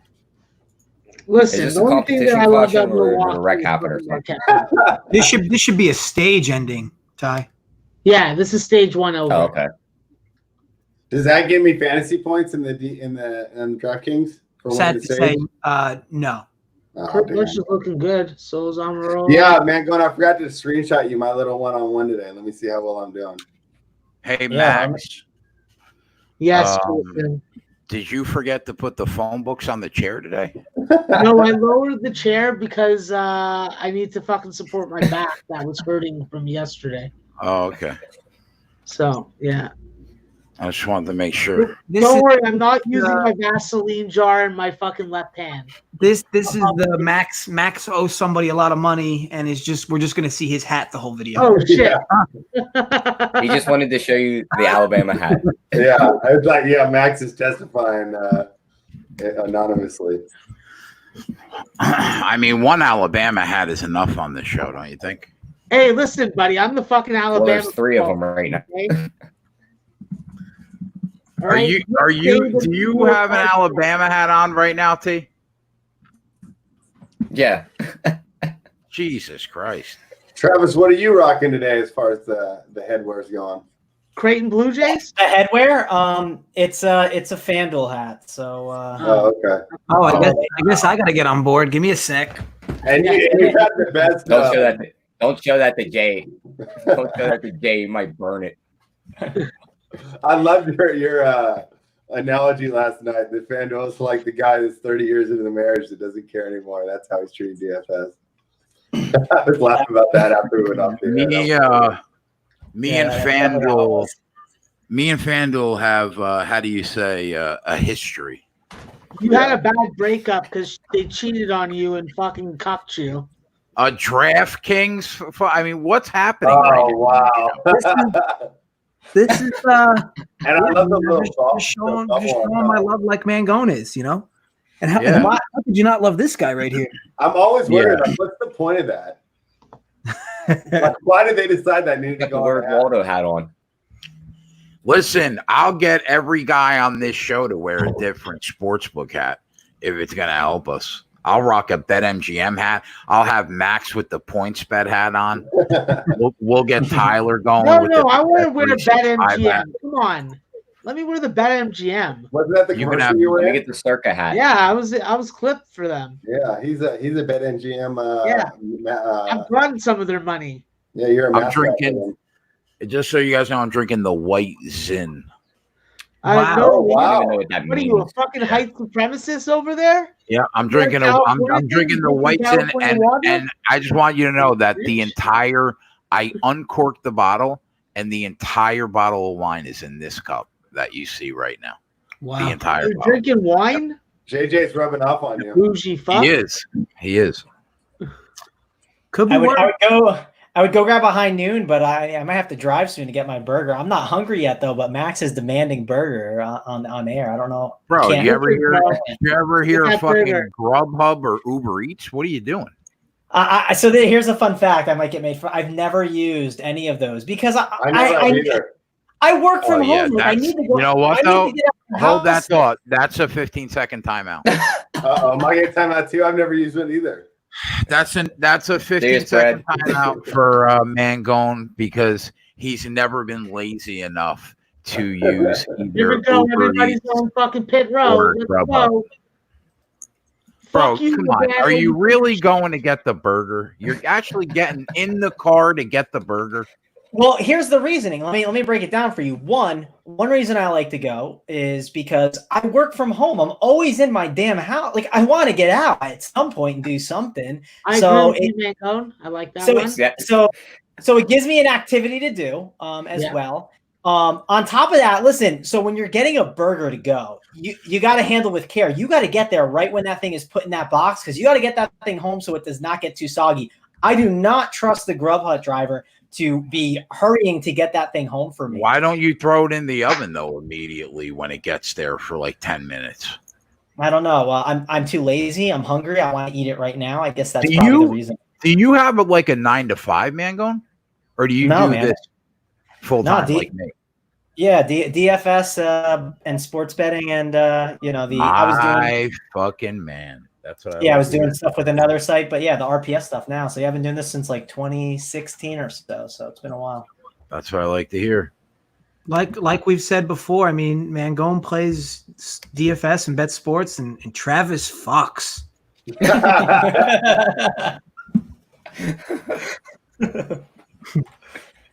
Yeah. Look at you, Almirola, you little sexy bitch. I'll fucking little- send you a lady of the night. High You end. You little sloot. Fucking sloot slaying little slut. Love it. Slang. if there was a drinking game for this show, like Lady of the Night would be one of them. That'd be one of the. Oh yeah. Oh yeah. Have to. Yeah, another one. Ladies of the night another are why one- I'm not in jail. For Another running word would be cuck. That would be another word. Max is going to give somebody alcohol poisoning by the end of the night. Cow sodomizer. Another phrase would be put it on the board because it said a lot. To be frank, Yeah. To be frank is the best. That is the number one Maxism. Yeah. Like that's the number one. To be frank. Tony said in the chat, he said we need Sports Keg and RPS bucket hats. He would purchase one. We got some like swag coming, right, JJ? Is there going to be some swag coming out a little shortly? Yeah, I expect to have. It was ordered a little over a week ago, so I expect to have it in hand probably by the end of the week, Friday maybe. So yeah, we could start, giving out some shirts away, some hats and such, and then I guess give away a lot more from there. Yeah, I'm down to retire some of these hats and get the RPS gear rocking all day. Yeah, man. We could have a whole like Sports Keg, Sports with Facts, Run Pure Sports, Run Pure Bets, like online store. John Roy, that sounds delicious.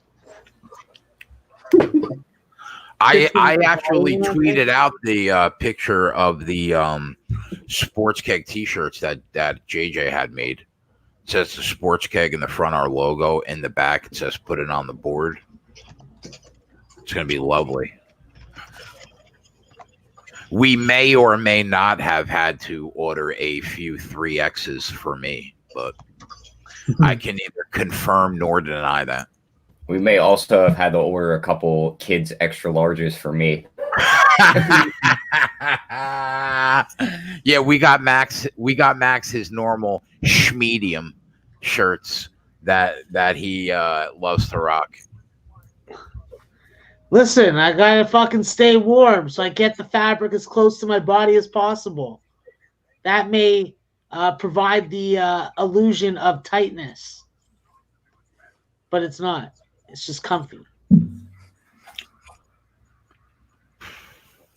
Tyler, if you bet Jay's MMA picks on a weekly basis, you will be able to buy a new truck. Or if you just get a Run Pure Sports DFS package, you will then once again be able to buy a new truck. Yep. So. Either way, you're good. Either way, exactly. Like I love my other content out there, but when you're paying for something behind a paywall from fucking OGs of the DFS game, I don't really need to stroke their cocks. You know what I mean? So Spread back Get to this back to the topic of food. You're out there in California, right? What's Yep. the over under on how many days a week you're eating either like avocado toast or sushi? I've never actually had avocado toast. We do have avocados a lot, and I will admit, before we started this whole keto deal, sushi was probably 2 to 3 times a week, and we were winning a lot on the show. I was going a lot when we would get off the show. I mean, they're everywhere here. It's like sushi and tacos are just everywhere. Twist one like that comment. Never having avocado toast is like a crime in some states. Can I say that I'll go on record by saying that I've never had avocado toast? Oh, Is that a crime in Jersey, bro? I've never had it either. It's slowly becoming one. I'd like to think like a crime in Jersey is like I've never had a meatball parmigiana sandwich. You know what I mean? On garlic bread. Like, I mean, not avocado toast. Well, here's the ultimate Jersey question: is it pork roll or Taylor ham? It's Taylor ham, and if it's not Taylor ham, you're personally kicked off the fucking show forever. All right. Well, the bagel shack I go to, I say Taylor ham, so you're good. JJ, what about you? Is it Taylor ham or is it pork roll? What's the don't disappoint me right now, bro. It's don't always Taylor ham. It's always Taylor ham. How about because you're North Jersey too? That's why. I think South is pork roll. I think. I got an 11-year-old kid, right, that told me she wanted a pork roll, egg and cheese sandwich one day, and I almost put a bar of soap in her mouth. I said, "Wait, what do you want?" She's like, "I want a pork roll, egg and cheese sandwich." I said, "What the fuck is pork roll, app?" She's like, "It's the meat on the breakfast sandwich." I said, "No, it's not. It's fucking Taylor ham." That's what your fucking ex-wife's been teaching her, bud. Yeah, you're right. Your ex-wife's been teaching her. Let me tell you something. Taylor ham is a type of pork, and pork roll is a type of dick slang. 100%. Dick slang does not sound like it tastes good. Bristol wants everybody to know that avocado toast with sriracha is amazing. I mean, avocado toast is just good on many fronts. I mean, somebody could take a shit on a piece of avocado toast, and I'd probably enjoy it. Can I try that? I'd be down. I'll fucking contribute the shit. By the way, someone said in the chat we got a rain might be heading that way. Not sure. Don't say that. And he's in Kentucky. Chris, I hope so. I hope so. I could really afford for this Almirola car to just slow the fuck down. Same. I need that to slow down, and I want to be able to wait a little bit to get that burger for Max. So, well, listen, guys, I like Almirola, and I need him. So, fuck off. Well, he doesn't have to win. He can get like top five. Let me ask you this, Max. You don't need him to win, right? I mean, ultimately, no. I need him to win the group. I need him to win the group, and the closest competitor is Clint Boyer. We also have him over Kyle Busch too. Oh, wow. That had to pay. You had Almirola over Busch? No, we have Hamlin over Busch at plus Hamlin's in 16th, so that fucking caution helped him at least a little bit. Keselowski's sucking fucking dick for bus fare and walking. I tell you what, Kyle still sucks balls, but Hamlin and Harvick still eating the ass of the back. Yeah, I mean, the fact that Harvick isn't in the top 10 right now is surprising. Yeah, don't worry. Kyle Busch is getting fucking passed by Austin Dillon right now. It's all good. Kyle's like, fuck, I'm going to go back into the fucking stalls and eat some M&Ms. I don't want to race anymore. Fucking guy. We need like a caution. How is it that Almirola on every one of these restarts is just always breaking away? It's that clean air, bud. It's that clean air. Yeah, but you know what, though? In fairness to Almirola, he passed Busch when Busch was in clean air. So I think he just has a really good car today. Well, and also, this is a guy that, finished second last year in the overall standings? No, but he was in the Final Four playoff. Okay, so definitely a guy that we can say has maybe underperformed the first 5 or 6 races. Now he's fucking finally picked it up. Oh, yeah. I hate being against a lot of drivers that JJ wants to do well. That's bothering me right now. Where's Keselowski, bro? He's sucking dick. He's in 19th. Jesus. Yeah, I see him in 20th right now.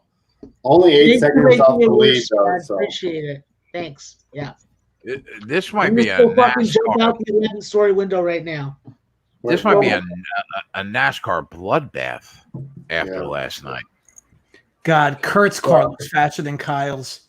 I mean, we have 172 left to go. So go, Kurt.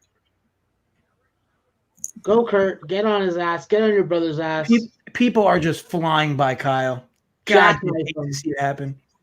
Jackknife him. Yeah, you really hate to see Kyle when you fade him. Hate it. Kurt's like, yeah, fuck you, little brother. You're my bottom. Fucking instead suckers. Gene Joseph or Jan Joseph is a Kyle Busch fan, and so are we. He's my favorite driver, and he's the best driver in the sport. I'm not really a Kyle Busch fan. He's shit in the bed this year. I'll tell you that. I'm definitely not a Joey Logano fan. That's for sure. Rather fucking watch fucking sperm dry. Kevin, come on. Overtake fucking Kyle. Let's go. Harvick's coming for Busch, JJ. You're going to have to eat that comment. Well, everybody's passing. Everybody's just teabagging him as they pass him, too. It's like that guy at camp that falls asleep before everybody else and then gets teabagged and fucking videotaped. It's just not good. Almirola is going to lead 200 laps today. Uh-oh, Trav, I put him in my little one-on-one matchup. I'm looking pretty good there. Did you send me it? What is it? Oh, Read it no, to me I'll out send it loud. to you right now. Okay. Yeah, I played more tournaments. I didn't really load up on the cash ones, but I didn't play Almirola on my script at all. I don't know if I just whiffed on him. I made a pretty tight core. I don't know. Was he in the playbook, JJ? Maybe I just missed it. I think he was, but the problem with Almirola in DFS on this track was that really his only way to make sense in a lineup was literally what's happening right now. Like he literally would have needed to lead like 60 to 70 laps and finish in the top 5 to really land in your lineup. Like his odds to finish in the top 10 were dog money. He's starting from the 4th position, so he's got no place differential. But yeah, ultimately this is like the perfect storm if you faded Almirola. Well, I don't need him for what's it called? I don't need him for FanDuel really, because like the laps led don't matter over there. They're like, not that they don't matter, but they're kind of pointless. So we'll see what happens. Yeah, I mean, I have some exposure to Almirola on DraftKings, but I'm underweight by about 4%.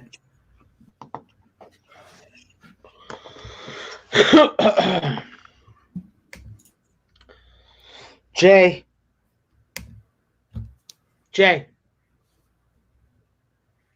Yeah. Just want to compliment you on your fucking choice of headgear today. Very nice stuff. Yeah.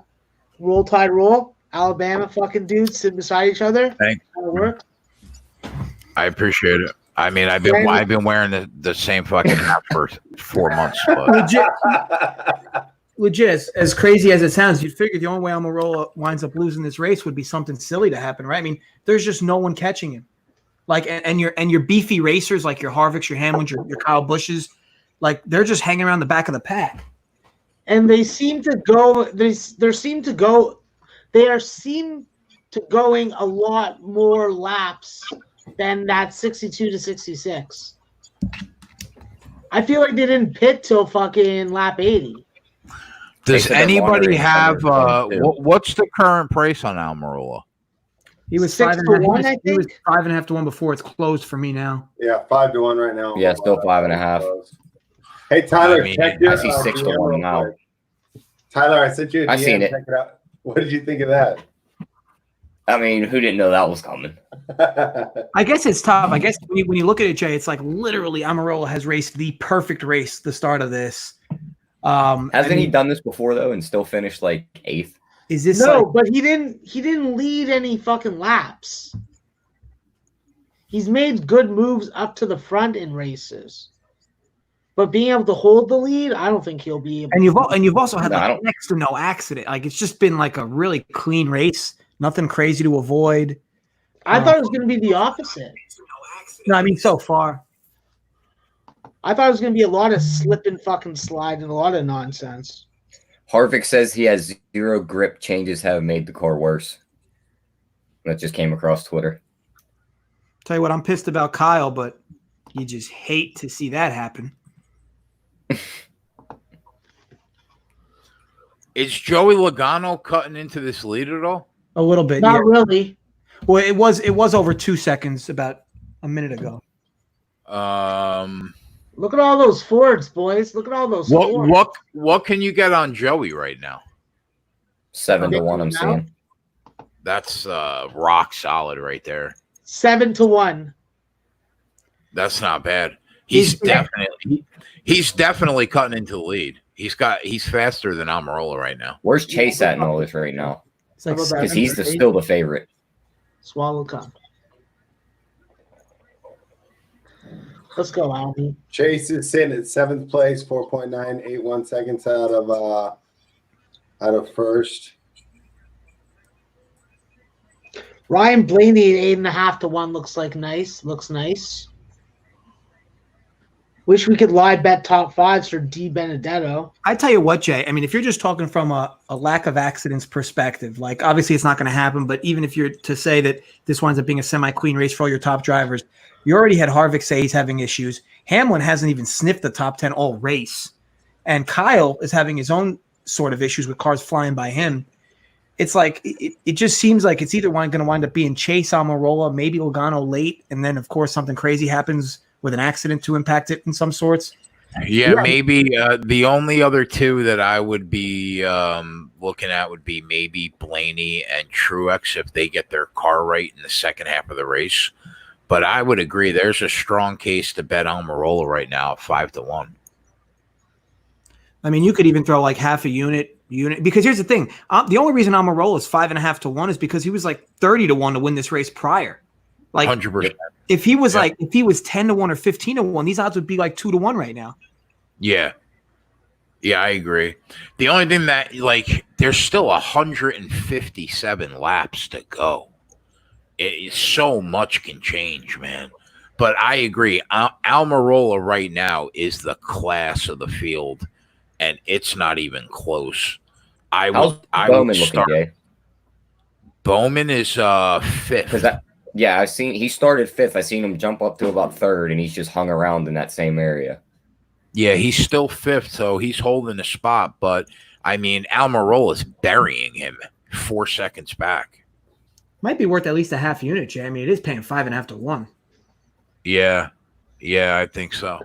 I agree with you guys. I'm taking Almirola. You know what? The only thing, bro, and I'm just gonna say it. We never bet somebody live 111 laps into a 270 lap race, but considering the circumstances, everybody seems to be having problems.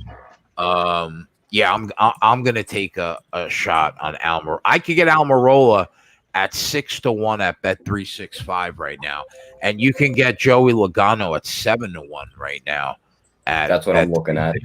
I'm definitely for a half unit on Almirola. I'm not as much in love with Logano. I just feel like by default he's in second because everybody else sucks. At least Almirola's got a good car. Yeah, I'm down. I'm going to throw 250 on him to get back 1,500. Yeah, so I think we could lock that in as a half unit play. I just threw 150 on.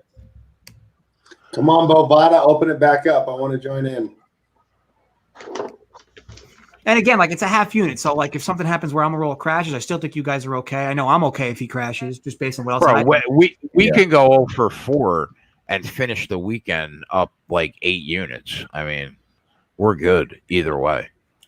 So yeah, I'm down. We'll lock Almirola at 6-1. Does anybody have a better price than 6-1 at? No, I only got 6-1.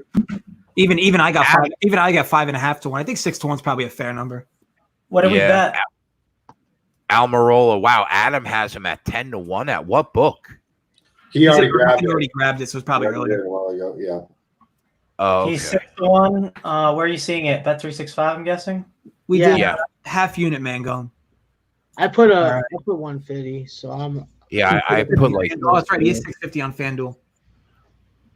I put like 250 on him, so we'll lock him in. Almirola plus 600. All right, we'll put some. How's the COVID driver doing? Johnson, nowhere to be found. Did any other bets happen while I was gone, or no? No, that's it. No, I'm gonna hop in and out because I'm having a hard time hearing you guys. I'll be right back. The logic, man. Here's the thing. Like realistically, on the show, like we would never bet a guy like Almirola at this time in a race. But like when you put everything together, like Hamlin's struggling. He hasn't sniffed the top 10. Kyle Busch has issues with his car. Harvick just even came out and said there's something going on with his car. So it's really like your guys that are in the top 5 are in there just by default because these other drivers are just struggling. Meanwhile, Almirola seemingly got the cleanest car. Maybe Chase the Kid's got a shot to win this, but even him, like one-on-one, Chase wasn't catching him either. So, I just think you're at a point where it's really going to be an accident or something silly to push Almirola at least at a top 5. And if you argue he'll be in the top 5 in this race, he's definitely worth a half unit to win at 5.5 to 1, 6 to 1. Yeah, I don't have any on FanDuel, so it's a good hedge for me. But we'll see. I did complete fade on FanDuel too. I just need Almirola for my group. Like, that's what I need. Like, fuck Erik Jones. Fuck Will Byron. And that's all that matters. Max wins, so he can get the ladies of the night to lurk in his That's right. in his area. Listen, guys, I'm not a fucking attractive man. I'm not a delightful human being. I need my ladies of the night. A delightful human being. Okay? When I was in jail, I said to myself, Max, you will always get your dick wet other than in the shower. And that means ladies of the night. Because I don't force myself on any women.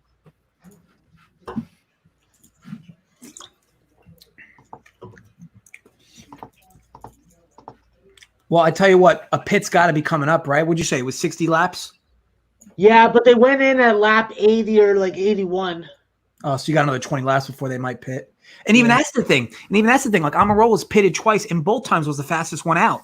So and he has good stall. He has a good stall close to the exit of pit row, so that helps too. Logano's at the back, and that was the other point there, Mangone, was the reason his odds are actually so bad right now at only 5.5 to 1 is because pre-race he was 30 to 1. Mm-hmm. So if he was like 12 to 1 or 15 to 1 pre-race, you'd be looking at 2 to 1 right now in Almirola. Yeah, it's just not adjusted. Kind of what you're saying about some of the golf stuff. Yeah. All right. Thank you, Bristol. I'm trying to get that in right now. But I'm sure as this hits stage 3, we'll try to put another ticket in our hand for a guy to win this race.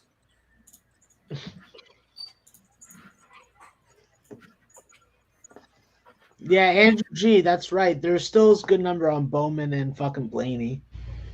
I agree there. But until we see something aside from fucking green flag racing, I don't know how you do anything else. Maybe you put a little bit on Logano because you can still get 7 to 1 at most books. But the ideal number is 6 to 1 and above for any live bet to win in NASCAR. So they said they're monitoring storms nearby the track too. yeah, I don't know what Christopher lap Hogan they'd said be that able to there's call a it. storm passing Louisville. So Tyler, do you have the radar for this area? I could check it. Yeah, Sure, that's we're probably working the best indicator. What's our boots on the ground guy in chat say? What's he say? I'm always team boots on the ground. What's he got going for us? I like Ryan Blaney too a lot right now at 10 to 1. I took him Yeah, 12 to 1 I'm only pre-race. getting 8, so I'm not touching him. Look at you. Look at you, Tyler, getting those good numbers. Yeah, I mean Blaney's flying too. It's not a bad idea, Jay. If you're going to jump on, I mean that window might be closing. Yeah, I'm gonna take him right now just to let people know in the chat. Half unit Blaney too. Yeah. So Adam says in 10 laps it's official. That's where we're at, right? So then that's good that we're on Almirola then, because then if they get stormed out, we win. Yeah, but I don't think it would get stormed. I mean, this track has lights too, doesn't it, Jay? Yeah, but Yeah, this but is that's like what supposed happened to last be. night, JJ, and they canceled it. This is supposed to be. Yeah, like but you know thunderstorms why for they the rest of the canceled night. it, Max? They only canceled last night because it rained right through to 1 a.m. So I think that today's race, if they had to go into the night, that they would. Max, All right, did you well, see what then Rhodes I'm said going on after a that fucking race? burger break or a coffee break of some sort. I didn't get actually got it at 8 to 1. Did anybody get a better number than 8 to 1? No, I was about to get 10 to 1 until draft. So was I. locked me out. Hold on. I just Yeah. watch it go down to plus 650. So Yeah, I but was he's down about- plus 500. I was It's about to not get 10 to funny. 1. All right, so we'll lock it in at 8 to 1. I got that in. I only got six. I only got 6.5 to 1. So fuck you, Jay. Yeah, 5 to 1. I'm not even going to bet it. I got 60 plus 6,500, not 6,500, 650. It was just 10 to 1, man, at Bet365. But he also just moved into second. Oh, It wasn't Arenado at 10 just to got 1. It was 10 at to 8 1. to 1. Arenado just got 10 to 1 at DraftKings. It is 10 to 1. I'm looking at 10 to 1. It just won't let me make the bet. Well, I'm looking at fucking. Well, if you lock that in, Jay, let me know because that's the number we're going to go with. Haven't locked it How in. much- If not, How we'll much go did you with put you. on it, JJ? Did you go half unit again? Have you? I drew another 250 on it. I threw 1.25 on that one. All right. Let me see if I can get that line right now. Faster than JJ here. Blaney 10 to 1. Let's see if I can get it in. Go Almirola. Keep it going. I'm sorry. Freaking limited. Sorry, your max wager is $6.78. Cool. What Welcome kind to of my fucking world, bro. Rubik's Cube shit is that? That's what happens. It happens to him at DraftKings. That's why I can't bet at FanDuel anymore. They don't always do That's that. Though. basically- It's weird. Whatever. I'll put some on Blaney on Bet365. I'll put a little bit on there. It's not as Yeah, good you of a. put 6.5 to 1 there, Mangone. What about sports? Did you check FanDuel? Do we know if that's a better line? Oh, I'm I'll check for Canadian. you. I can't use that. No, I know. I I was don't- talking to Jay. 7 to 1 now at DraftKings. Odds are locked out on FanDuel right now, Mango. Okay, so I'll just hit it. Thank you. That's all I need to know. I'm hoping FanDuel forgot about me because I'm gonna come back for the football You're gonna football try season. and you're gonna try and dabble into them player props again, and they're gonna be like, "Oh, Yeah, well, that they it's cut bad me off. again." But listen, in my defense, right? I took all my money out and I haven't placed a single bet there in about 7 months. So I'm hoping if I slide right back in for football, they'll forget about me and I can get those live player props. Look at They're gonna those slide back in. There's gonna be Ford, radars going off on their computers. Ford, baby, Ford, baby, Ford. I love Fords. Yeah, I don't know why we didn't make plus 140 on Ford an official play, Max. You're the one that makes the decisions on what's official and what's not. No, I give you some leeway with NASCAR. Wow.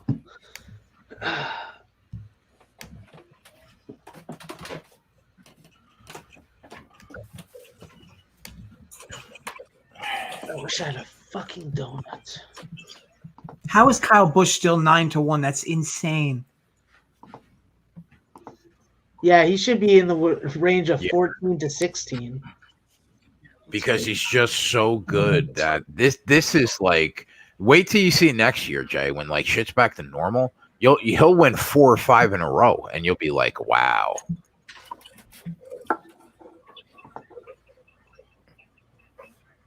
Yeah, RK, I think the Keselowski, I think we're going to be hearing your little dirty rat in the chat here pretty soon because he's slowly moving up.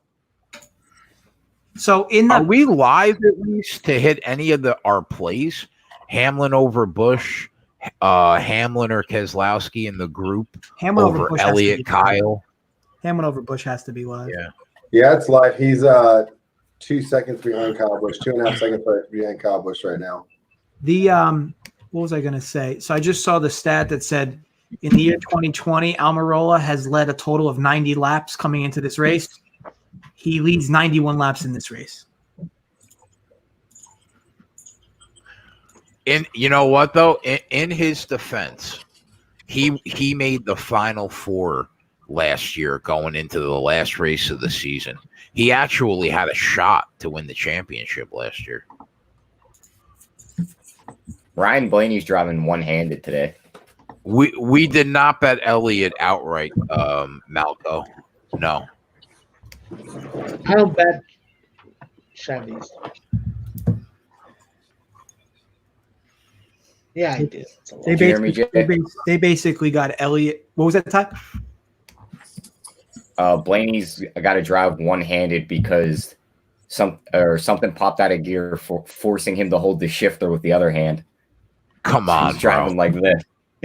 For real? Yeah. Obviously, that happens as soon as we fucking bet him to win the race. Can that get fixed Up like to that? seconds. So, I mean,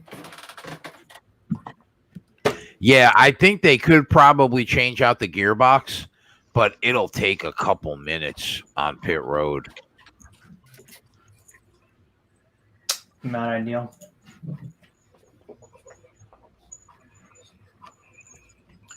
Blaney just passed Almirola. Let's go. Let's go, Ryan. The Almirola pit, maybe? Because how could You that have hold that fucking stick. No, Almirola didn't pit. Blaney's just got the tits right now. Wow, that's crazy. He literally caught Blaney's driving one hand, and he's the fastest car on the track. caught him on caught him with 2 seconds in literally like 5 minutes. I love it. That's wild. Maybe we get an Almirola slow car the rest of the way. I love it. Because how often do you see that, Jay? He goes to a commercial, guy's 2 seconds ahead of the pack, come back, and he lost the lead. Not often. Sports Keg Twitter account. I wonder if he got caught up in lap traffic or anything. Yeah, it looks like he did some kind of lap traffic. But I bet you, I mean, he's already out, bro. He's got a second lead already.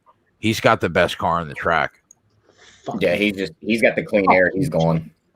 Sports Keg Twitter account had 150,000 Twitter impressions yesterday. Wow. That's nice.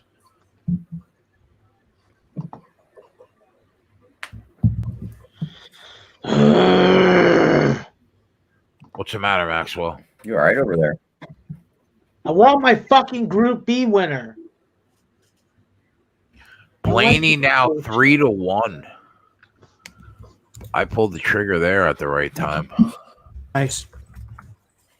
Put Blaney into the wall. Fuck you, Corey.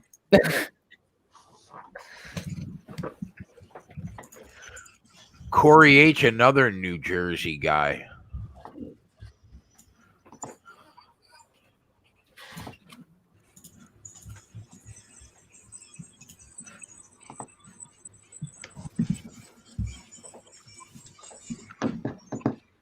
Kenny, what's up, bro? Kenny's rock solid golf handicapper. Actually, Kenny Mangone hit Morikawa at 30-1 today. I like that Kenny's telling his in-laws that he has to go outside for a smoke, and he doesn't even smoke cigarettes. He's like, I love it. Oh, nice. Kenny hit too. He got 31-1. Yeah. I got it super late, Kenny. I got like the worst line. I think. Can you confirm, Kenny? Wasn't he 40-1 at the start? I don't know for sure, but I felt like I saw that on Monday. But I always take forever to bet my outrights. It's yeah, Kenny. Just to confirm one more thing.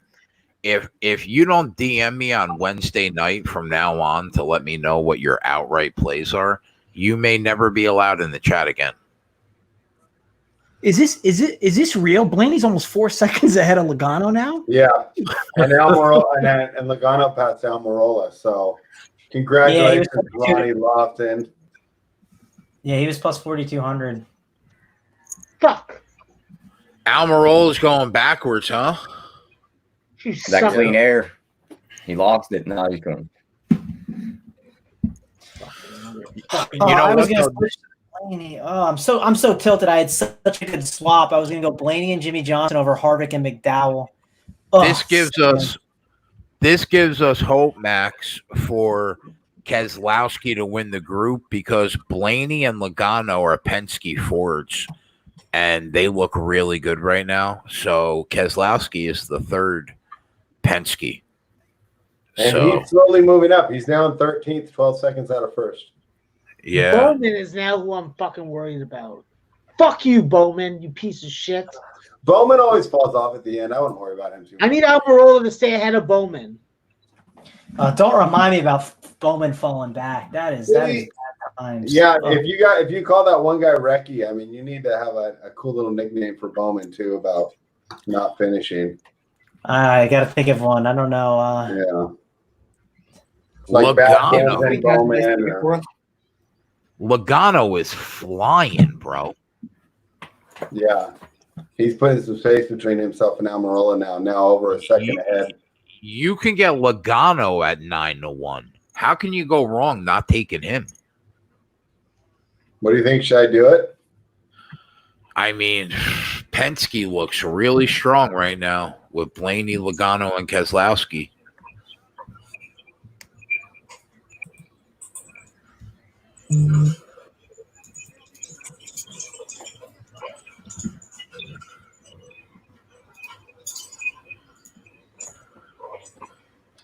Look at Jimmy Johnson trying to sneak into the top 5.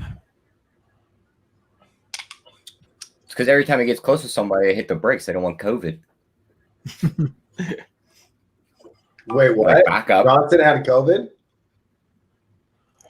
Yeah, that's why he didn't race last week. He had a Then we had positive the test. Xfinity driver He didn't that have COVID. piled up everybody on pit road. He had a positive test, not COVID. Isn't that the same thing? In your country, apparently it's not. So, Blaney's going into pit road. up here, maybe They all should be. I mean, they're all at that limit. Max, you love this country. I love America, trust me, and it fucking kills me that no one fucking takes this shit seriously enough to get sports back going. So I'm in the middle of fucking mixed feelings. But I will say this, regardless of pandemic or not, American spring break is fucking wonderful. How did Truex now get 2 laps behind out of nowhere?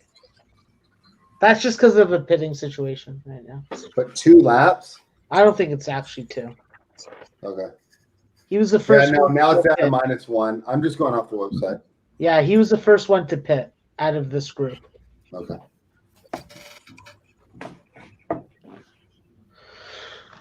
Oh, fuck you, Almirola. I will fucking skull fuck your family. Tell us how you really feel, Max. Oh, I never hide that on this show. Or just in life in general, right? Yeah.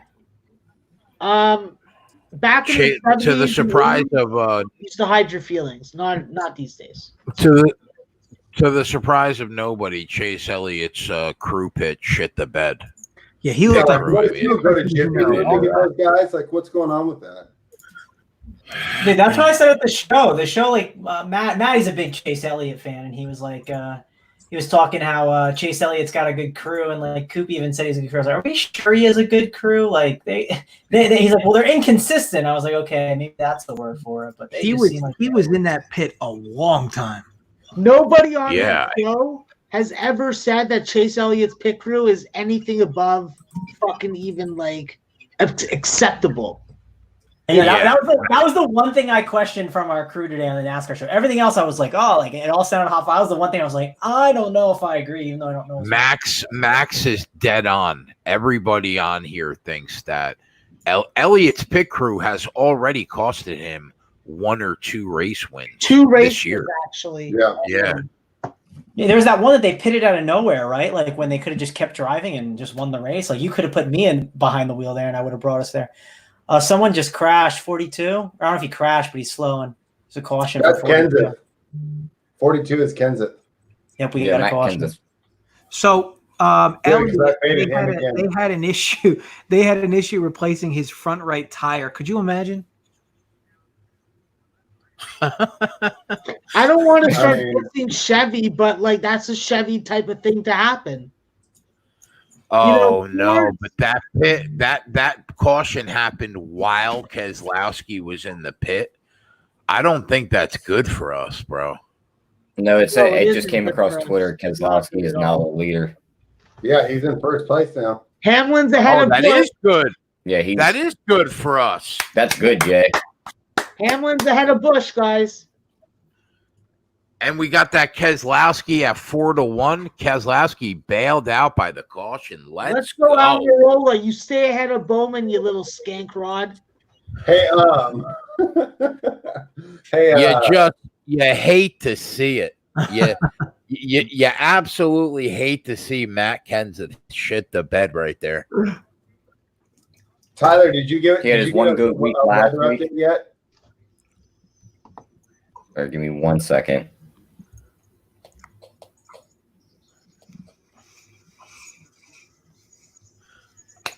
Let's go. Look, there you go, boys.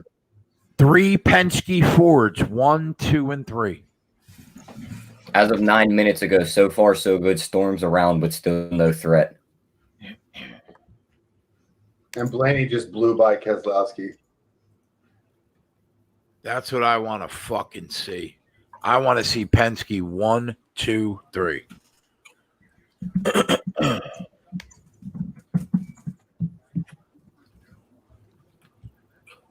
Are we halfway through the race? Because if we are, I hope the fucking sky opens up. Yeah, we're on lap 55 with 100 all over Kentucky Speedway.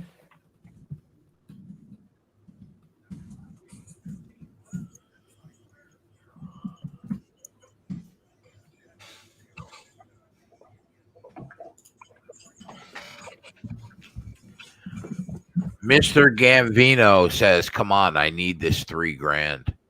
Mr. Gambino, were you with us last night, my friend? You should be sitting fat and happy right now.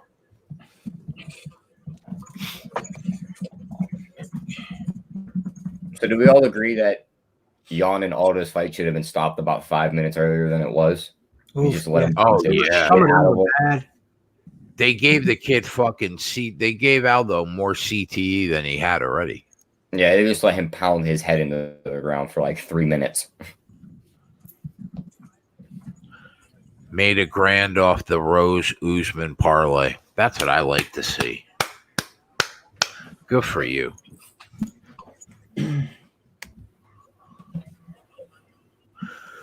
I guess I should start breaking down fight tape after we get off air for Wednesday night, man, or I'm going to fall behind. Yeah, what do we have? 12 fights on that lineup? I mean, it's a huge card. Clint hit Jan round 5 plus 1,200. That's a nice one. Yep. People just don't get how daunting a task it is.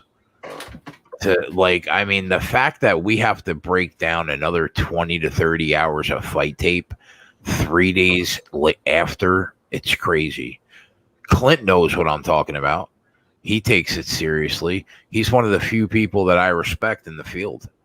I mean, just the fact that we have, and then after Wednesday's done, we got to get ready for Saturday. Fuck me. Did you guys hear Dana White on Twitter? He was talking. Dana White basically said that the Max Holloway fight was like a bad call, and like we need to get better judges. Oh wow! Did he really say that? Mm-hmm. There was a video. I'll find it, and I can. He does it a lot. He does that like. Listen, this is what I'll say on that fight. Holloway clearly took rounds 1 and 2. Volkanovski clearly took rounds 4 and 5, in my opinion. It all came down to that third round, which was razor thin. And it reminded me of the John Jones-Dominic Reyes fight, where Jones clearly took 2 rounds. Reyes clearly took 2 rounds. And it came down to that 1 round. So, how do you take you got to really take the belt. Like JJ said last night on the show, you got to really rip the belt from a champion's hands. Yeah, you got to beat him to beat the champ. Right. And there's an argument to be made that Max Holloway did not rip that title from Volkanovski. So I was okay with it. Obviously, we were on Volkanovski, but I mean, yeah, I agree with you. I just I couldn't believe Dana White went out and said that. So I posted it in the chat. A lot. If he wants to see it. Does he? Yeah, I didn't know. He'll just make him fight a third time. Dana White also said if I was Paige Van Zandt, I would go and test free agency because she's not going to have that much luck here. You can't argue with that. Holloway won that fight. Be real. I mean, bro, I don't know how you can say that. Take a look at the total significant strike count, and then add in all Alexander Volkanovski's takedowns. I mean, robbery is extreme. I mean, that's crazy, bro. Holloway clearly wins round 1 and 2. Volkanovski clearly wins round 4 and 5. I robbed people. That wasn't a robbery. I've robbed people. Yeah, Jay, you know what? Okay. In that third round, Holloway outstruck him by 4 significant strikes, which is nothing.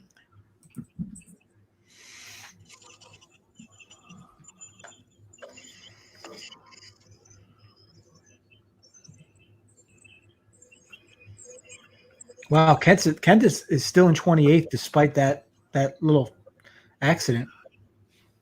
How are you guys looking on DFS right now? Oh, that swap is going to hurt, I think. Not being able to get Jimmy Johnson and Harvick, but we'll see. I don't think I'm in good shape. Yeah, it's really going to depend for me on where Almirola lands. And ultimately, well, for me, it's more or less where Busch and Elliott land. If in some world they can both be in the top 10, I'd probably be okay. If they can be in the top 5, it could be a lot stronger. The problem is, Jay, you never know because it changes so much. It's just too early to make a decision on it because, I mean, I said this before, I had Alex Bowman the other 4 or 5 races ago, probably more than that, and I was winning 40K, and then halfway through the final lap, the dude tanked, and I ended up only winning 2.5K. I mean, it changes so much. It's one of the most it's one of the most fun and miserable sports to sweat. You see it so often too because sure, it matters who you have at the top, but these races are won by literally who you have at the bottom. And what I mean by that is with 5 laps left in a race, you see it all the time. A guy changed out a tire, a guy pits with 6 laps left. That's in 20, that's in 8th place or 10th place and ends up in 22nd. And those types of pits literally cost people sometimes hundreds of thousands of dollars. Jay, you know what else we get on Wednesday night with that UFC card? What's up, buddy? Another NASCAR race. Cup Series? Yep, All-Star Open. No way. Wow, that's going to be a fun show. So wait, does that mean that we don't have a NASCAR Cup race on Sunday then? Let me double check. Click on the next one.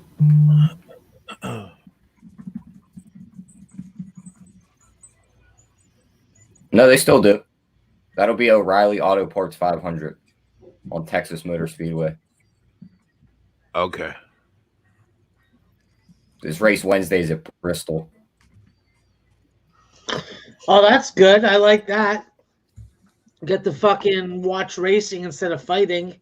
Guys whispering in each other's ears. Bristol is Sunday? That's my favorite track. No, Bristol is Wednesday. Oh, that's my favorite track, bro. That's going to be a fun. We have NASCAR and MMA this Wednesday? Yeah, that's going to be a fun show. What time? There's too much going on. Wednesday's also a busy day. PGA. PGA's a lot of things are going on with making lineups. Oh, this is too much at once. It says the race starts at 8:30 p.m. for Bristol? Yep. Oh, this is gonna be nuts. Bristol is Jay's favorite track. He feels warm hearts. That's funny. One thing you have to say about the community that we've cultivated since the start, man, they're all really, really nice guys, and they're all diehards that are here every day. I love the old school keggers, man. Twatty's I've awoken from my slumber. Twatty, now Twatty will redeem himself during baseball season, but it hurts my heart that how much he hates NASCAR. Like, you wouldn't catch him dead on this show today. That hurts my heart a little bit.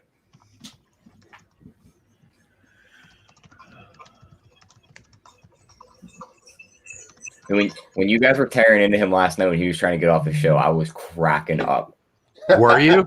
Yes, like I looked up and the guys like across the shop were like looking at me like, what the fuck is that kid doing over there? Oh, that was before JJ was on the show. Jay, imagine I had to sell Matt on staying for the main card of the first Fight Island card, UFC 251, with 3 championship fights, Jay, and the Rose Andrade fight. But what would you expect from, your girlfriend's favorite handicapper? Like, I had to sell him hard. No, I understand where Twatty's coming from. Oh, shut your fucking mouth. Listen, the fucking call of fucking Punani from out in the world? Come on, bro. Bro, it wasn't the Punani calling him. It was his bed. Oh. Because like, he had 20 shots of vodka in West Virginia the night before. That's the thing that made me lose it was when he told the girl in the Weirton bar that there's some pretty hot girls in Weirton and didn't expect her to take it as like an insult. I took a nap during the Max Holloway fight. I slept and fucking woke up when fucking Volkanovski was getting interviewed. I barely know you people anymore. Who are these people? I barely know you people anymore. At least, like, Tyler was so hardcore. Like, he had the phone on watching us at work, and you're falling asleep on the show. Listen, Jay, I'm a college basketball capper. I don't know how else to fucking say it to you in the English language. If it's not college basketball, it doesn't catch my attention. Imagine on a night where we pick up 5 Gs, Max doesn't make 1 UFC bet. So here's my problem, Max. I always typically lean on your side and everything, but I can't back you here on this one. I mean, you created this hard stance because of the one Nunez bet. Like, your stubbornness is getting in the way of making money. That's all I'm trying to say. No, but 100%. Ordinarily, during these months, I would not give a shit about money because I'd be working in strip clubs, in bottle service clubs. I'd be making money. I wouldn't be sitting here. I'd be seeing pussy fucking dancing around, falling on the floor drunk, and exposing their cooch. I'm not seeing no cooch here. Come on, bro. Well, that's why I'm a basketball capper. I cap 5 months of the year, and then I fuck around the other 7. Max, how much money have you seen me make in MMA in 2 years, you think? Probably $100,000. How do you not bet that card last night with me? Because betting is all about discipline, Jay. You are a bookie. You have seen people lose control, lose their freaking code. If you don't have a code for betting, eventually you're going to lose long term. I have. You're right. I have literally watched people lose their house, so I can't argue there. Kevin Taylor. If you're willing to break your own rules, you shouldn't have rules. So, but you know what though? You know why? Here's my issue with it. You know how disciplined of a sports bettor I am because it's how I keep the lights on. That should make you even tell me more because you know I don't go crazy unless I know there's an edge. In a sense, that's true, but in another sense, sometimes it's hard for you to rely on someone else to make your money. But you know what though, Max? You know, I'm telling your college plays because I just know you have a better handle on the sport than I do. I mean, come on, bro. You know the deal. I just see it like this. I make a good amount of money during college basketball so that I don't have to fucking sweat or worry about it half the year. Like, that's my goal. Kevin Taylor says, I tailed your MMA picks last night, Jay. I just got done booking a vacation to Marco Island on my winnings. Thank you, bro. Kevin Taylor, you're fucking welcome. Thank you Where's for Marco watching. Island? Do you get? Do any of I you guys don't know? I don't know where it is, I've never heard of but it. I would like to join him on the vacation. Listen, once I fucking make the Nunez money back, then I can start looking at MMA again. But Can you imagine, Spread? He's still talking about the Nunes bet. it I know. pisses me off. I don't like losing. Max. So listen, I had a moment on Wednesday night when I was making my golf teams. I sat there and I realized I was wrong on a couple golfers. I said, I'm wrong on these guys. I didn't let my stubbornness and ego get in the way. And I said, I got to get exposure to these guys because they're going to be good plays. And one of them was Victor Hovland. I wasn't as high on him, and I moved him up in my script. I didn't let my own ego and my research get away. I said, I made a mistake. I need to correct this. And I righted the ship. And, it helped me out to obviously get some Hovland exposure. So sometimes you just gotta take the L and move on to get more W's. But man, goat, I'm a man child. I Fair enough. Argue with that They one. keep me up at night. All right. Hey, guys, do we have any idea why Harvick is doing so bad today after being pretty dominant in the last 3 or 4 races we've watched? He's got COVID. That's why? Oh, crap. He didn't wear a mask and he went to Florida. Oh, well, okay. To be clear, I was kidding, but I don't know. I know that seemingly he hasn't been great. Is it these 1.5 mile tracks? He hasn't been great. What specifically hasn't he been as good at? He's been better at the longer tracks. Is that right? I don't know. That's why I'm asking.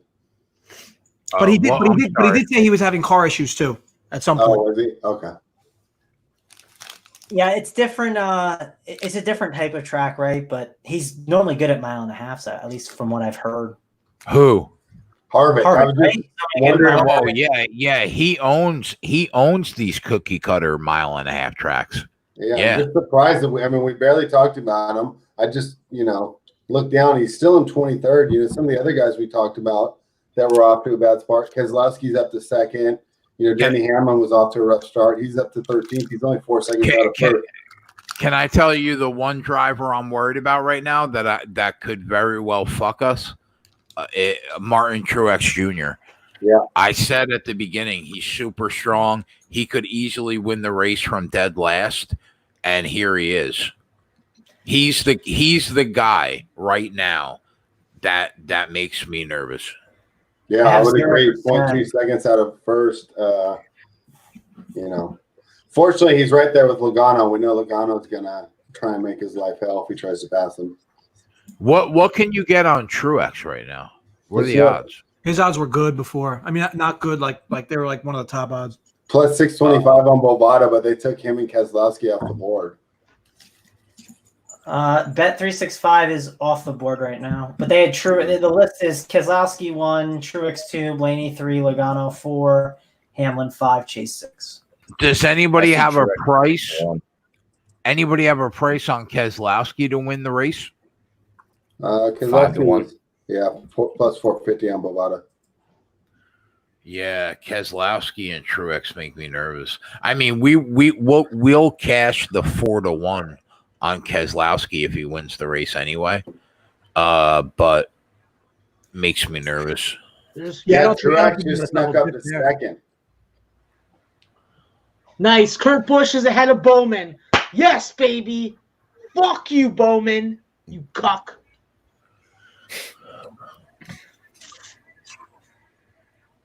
Let's go Fords.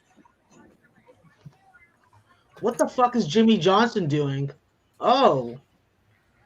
Jim, what can you get on Jimmy right now? Probably like 14 to 1 or 16 to 1 around that. Wow. He was plus 2,200 on Bovada, but we're off the board right now. Why can't he win the race? Hamlin, Chevy. well, I guess Hamlin's kind of making a surge. Well, he's kind of probably staying where he started at, actually. Yeah, here comes. Kyle hit the wall. Oh no! He saved it though. Jay. I see it now. Yeah, he's probably gonna have to pit though, right? Probably. It depends if that back fender is gonna cause a tire rub. That's really what it depends on. That's crazy.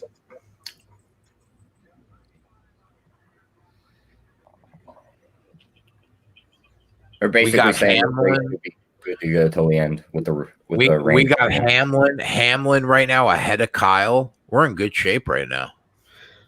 Jay, just to let you know, Truex is our biggest danger in that group bet. Oh, by the way, I told you that 3 minutes ago, but thanks for that. Appreciate it. Yeah, just like he lost control. I mean, Hard ass fucking Jersey fucking attitude. he didn't hit it real hard, but definitely nicked it. Yeah. Truex is a fucking problem, bro. I said it right before the race started.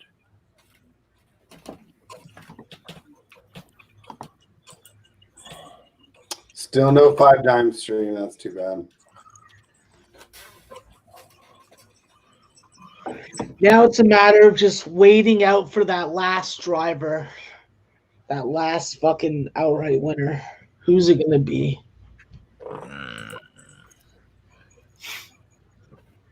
The fact that Denny Hamlin's plus 750 is fucking insane. In That my car's just opinion, any type of life. They're going to drop them odds. in my opinion, I think it's Martin Truex Jr. Max. If I'm being honest, He's plus 300 now.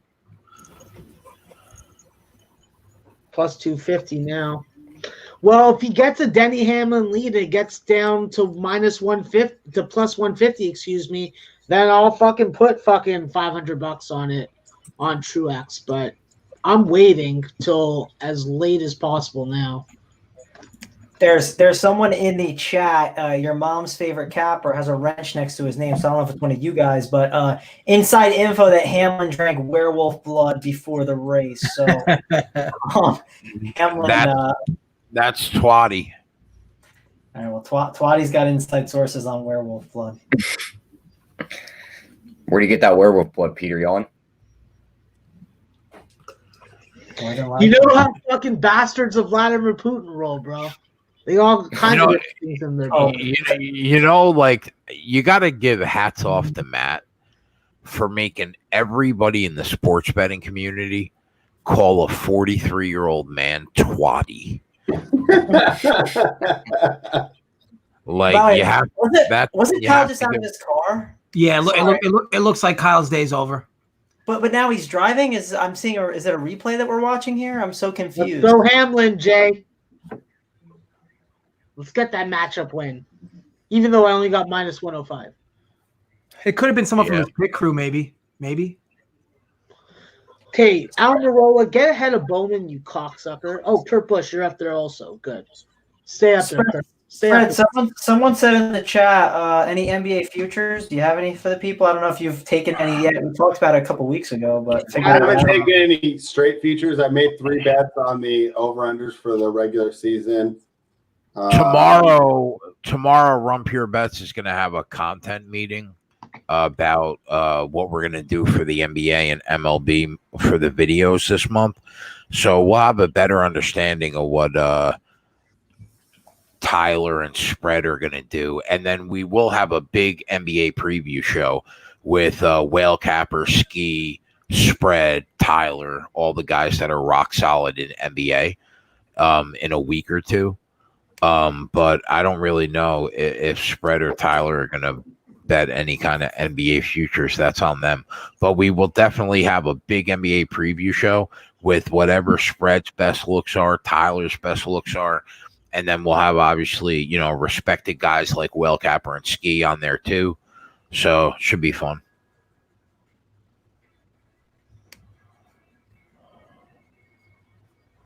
Have you guys bet any NBA futures yet? I've only bet 3 regular season win totals for the 8 games because they have over-unders for those 8 games. And then I've bet 3 games already that have for the first 2 days of the bubble. Oh, did you get the Pelicans bet in, Spread? Did you do that one? Because the line moved. We talked about that one. It went from -1 to -2.5. Yeah, I'm still on the Pelicans. Gotcha. So, yeah, I got it in late, but I'm actually writing up an article where I'm going to have to give out the worst number. So, Spread, they have season win totals on just those 8 regular season games? Yeah, they have over-unders for all of them. Wow. Yeah. Wow. Spread. One of my friends asked me if I like the bet, and I kind of do, but I figured I'd get your take on it. I gave him the okay. Pelicans, I think they were like plus 300 something to make the playoffs, and they got that easy schedule. And listen, I know that the NBA is pushing for Zion to be in the 8th seed. Like, I'm not saying the refs are gonna lean one way or another, but they might, right? The NBA is definitely in their ear about trying to get Zion in the playoffs. So do you like them to make the playoffs there? Because I think there's a rule, right? If you get close to the 8th seed, you have like a playing game too for that final spot. Is that correct, Spread? Yeah, and so what would happen there is if Memphis is ahead, the Pelicans would have to win 2 games. And we actually like that. Tyler and I actually gave that out on our first video for Run Pure, and that was Pelicans plus 300 to make the playoffs. We just figured at that price was something that really we think is pretty close to 50% of happening. To get plus 300 is just fantastic price. So definitely like it. Look at the schedule. It's the easiest schedule. I think the Sixers probably have the second easiest schedule for the bubble. So looking for that team to take advantage of it. Plus, there are a bunch of younger guys that probably weren't doing as much family time. We saw how well that Zion Williamson looks. He's definitely been working out. So I think also having younger teams is going to help because I think these guys might have been more focused on basketball rather than maybe family concerns where this whole pandemic might have been a little more stressful. Yeah, the only counter I'll give to that is the Grizzlies are young too, right? They probably were doing the same thing. That's the only counter I give when my buddy gave me the same thing. I kind of spat that out. I was like, I mean, yeah, the Grizzlies are a young team too, so I figured I'd throw that back at you. But I'm in on that too. I'm going to look for that one now and see what the line is. Where'd you get it at?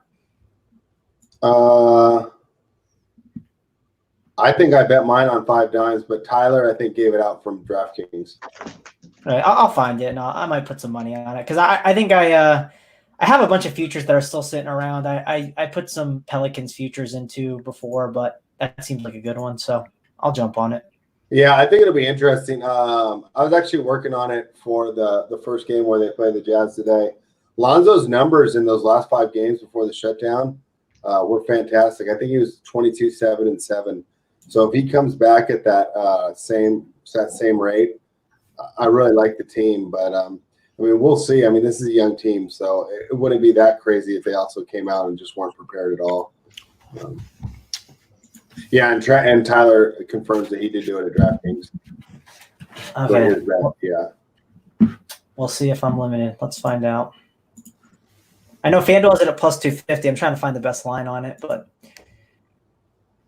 Truex is in first, by the way. Yeah. Snuck ahead of Keselowski. Blaney's hanging around at 3rd. Almirola has pretty much disappeared from the hunt of the title, sitting in the 10th place, 8 seconds out of the lead.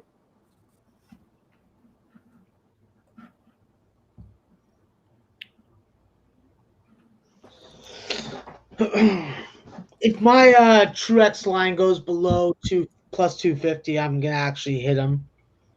But 80 laps, a lot can happen still. So Definitely. If this was 30 laps, that's a different story. But we know that the lines probably wouldn't be live at that point. Yeah, and Truex isn't exactly pulling away either. Yeah, and I think they're going to cut the lines right around the last pit stop. And you said there's what 60? There are about 60 laps in the fuel window. Yeah, but they've been racing 70 to 80 without pitting. Yeah, so they might pull these lines pretty quickly. By the way, we have the Pelicans move to yes plus 290 on DK. So I got Truex for a nickel. I can't even bet him. That'll be my last bet to try and salvage the outright winners. Bring back 1125.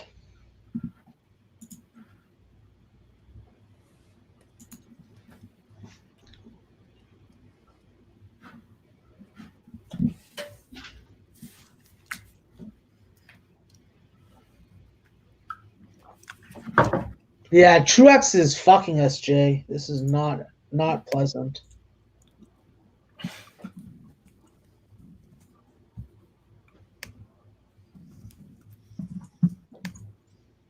I need that Group B bet to cash. Fuck.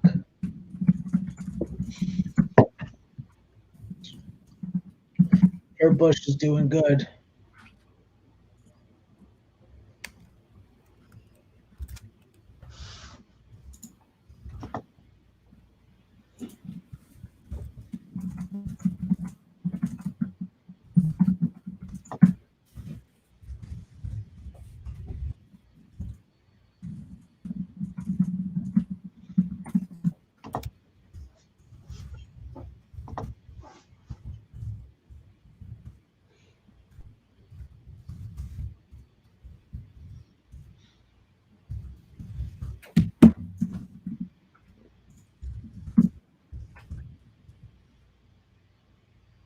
Yeah, I'm the only one on here that uses the offshores, huh? I guess that's possible.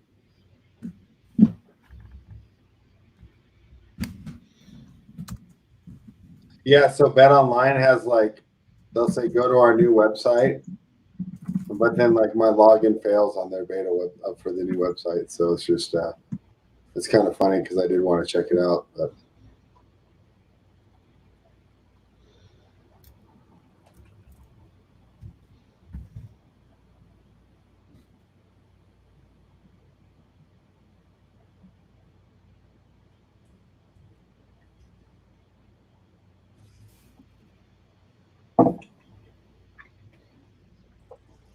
So Mohammed asked a question about best type of competitions to play for DFS. Like if you're just starting out, your best bet for competitions is like your $1 and $2 50-50s. You're like $1 and $2 head-to-heads. Like just until you get like into the flow of things, because ultimately, like if you're going to start by doing tournaments, you're going to be more down on yourself than anything. At least you do 50-50s, cash games for low dollar amounts. Or just dollar amounts that are well below your risk tolerance, you'll be able to slowly get better at DFS. So you don't just feel like you're always donating. And of course, you're going to donate early on. I mean, a bunch of us lost a lot of money early on when we first started, but you'll slowly get better. But ultimately, start low, slowly build yourself up as your risk tolerance gets a little better, and as your skill set gets a little better in whatever type of sport you're doing. But 50-50s, head-to-heads would be my recommendation. Yeah, the other recommendation I guess I would give you is stay like feel free to play in like the small stuff, like anything below $3 on both sites. Like I can't play it, so like there's certain people that just can't play in it, right? Like Big T I know can't, Hoop can't, so you get to avoid those players. I personally think head-to-heads are like the best ROI. It also depends like your goals and what type of lineups you're building. So it's good to set a goal. I always think that's super important in almost anything in life, right? Setting a goal of what you want to accomplish, I think can be super important. So yeah, that's kind of how I would approach it personally. And staying in that lower stuff again, if you're just starting, yeah, would it be terrible? Like, would you feel like awful if like you would have won the milli hitting $20 in there? Sure, but like I've been doing this forever and I haven't hit the milli, right? It's not one of those things that's really that easy to do. So rather spend less money and learn it, and then scale up as you go. I think that's super important.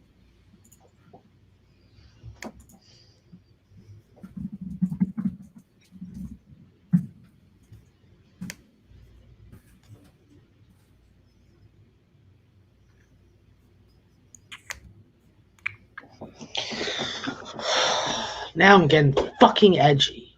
So just so we're clear, I've never put in a DFS lineup before in my life, and I was about to max enter the Millie Maker. So are you telling me like that's not how to do it?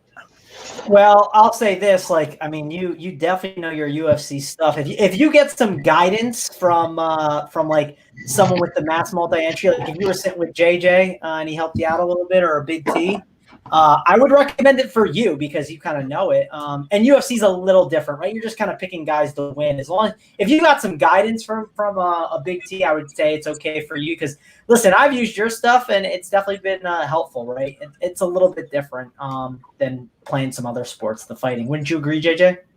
Yeah, I mean, mass multi-entering is definitely not something you should start doing day one. Get yourself more comfortable with a sport, the scoring.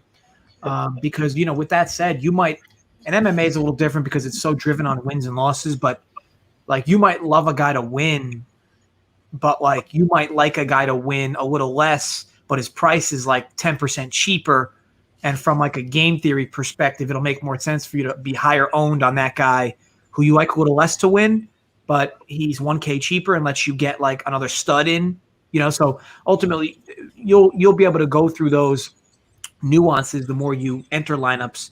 And so I would advise definitely doing like some 50-50s heads up entries just to get yourself comfortable with the scoring format, comfortable with, using sports betting and DFS at the same time, with the idea to just profit from both regardless, whether you're hedging one against the other.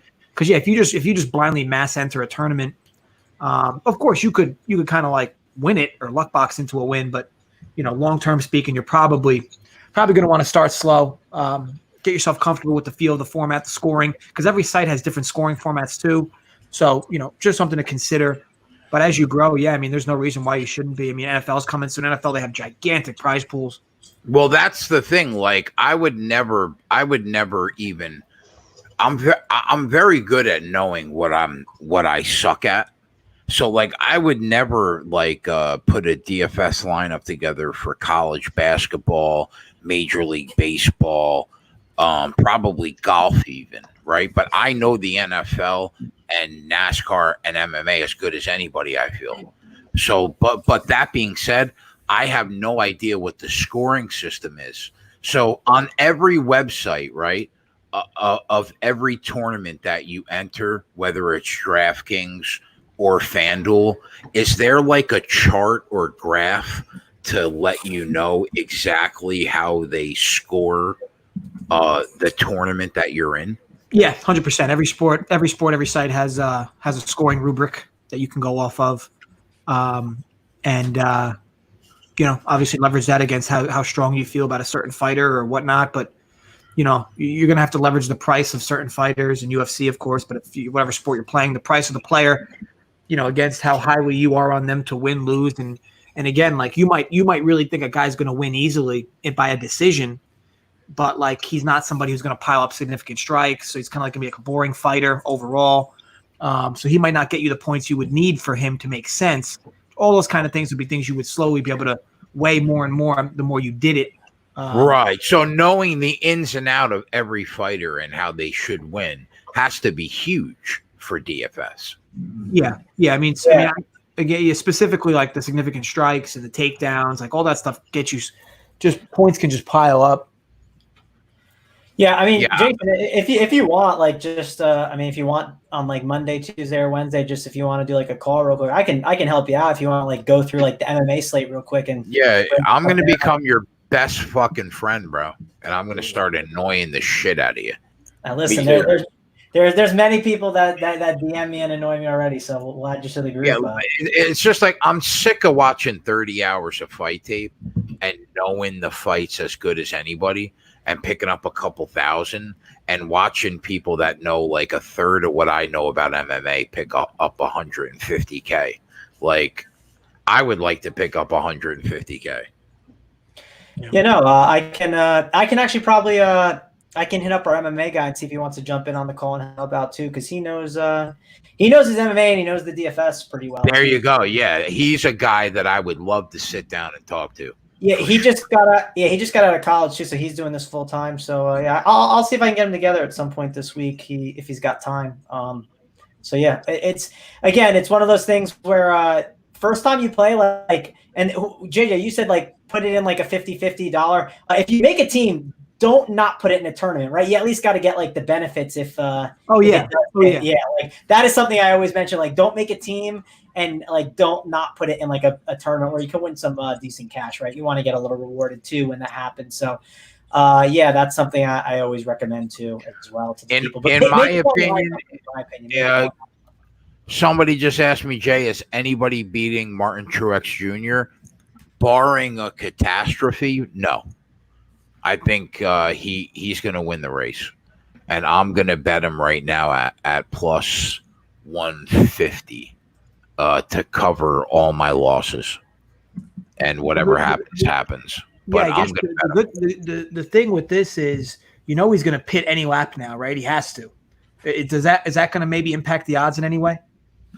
Well, the thing is, maybe if we get a late caution, and oftentimes, you almost always get a late caution inside of 30 laps. But if they green flag this to the end, and we haven't really seen any accidents at all, if they green flag this to the end, Martin Truex Jr. wins probably in a walk. But if we get a couple late cautions, a couple restarts where maybe things don't go his way on the restart, then I think an opportunity opens up for somebody like Keselowski or Blaney. But if this goes green to the end, there's no fucking chance he loses this race. So I'm about to cover whatever I'm at risk of losing. I'm about to cover that on Truex at plus 150.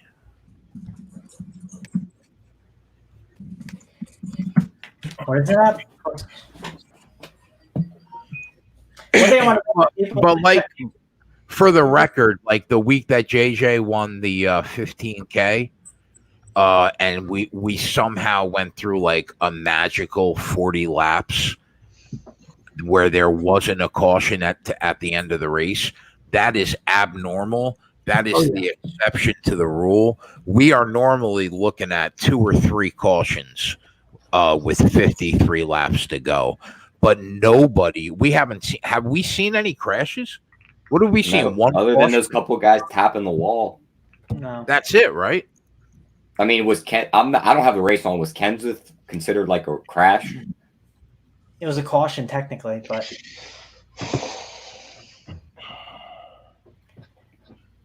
I did want to mention some people in the chat room are getting the DFS. We have a promo code for 20% off. So if you are going to sign up for Run Beer Sports, please use that, right? We want to get you the better deal. So it's Join the Movement is the code we have. So that is the code we're using for until Friday. So like I said, I mean, golf content, I'll say this, 1 week we were off, but all the other weeks have been pretty good, especially the last 2. So hopefully they nailed down those cheap players too. Yeah, the cheapies have been big. The cheapies, they've nailed them the last 2 weeks in a row for me. Nick Taylor, Sam Burns. Hoops.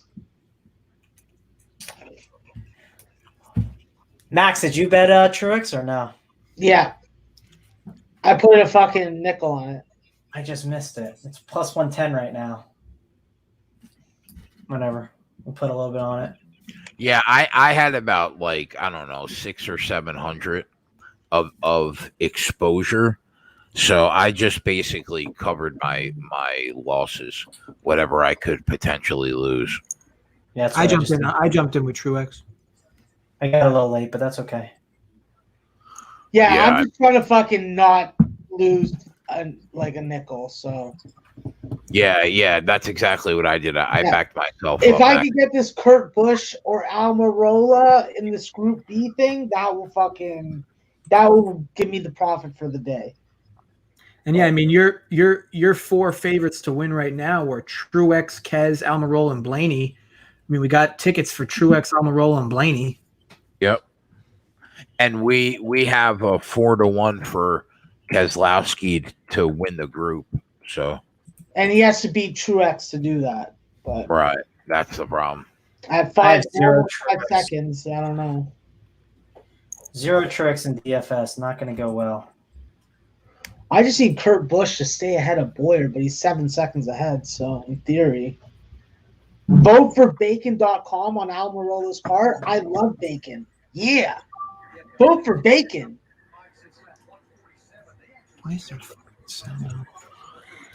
Truex stayed out the last 2 cautions. They're talking about him now. He just comes in.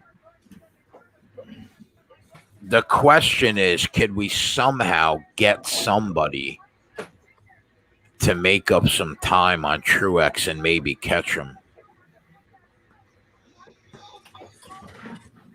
Well, it's switching now. I mean, Keselowski, I don't know if he pit too. You think he's still out there? Spread. What's the last lap that Keselowski pitted in? You would know. Let me check on the raw feed. It doesn't have it, so let me go back. RKE, Kez and Truex are battling 1-2, so it's not over yet. Isn't Blaney sitting 3 too? Yeah, Blaney's in third, T, for your fucking nice fucking pre-race bet. Yeah, I have win tickets on the 3 drivers that we bet live.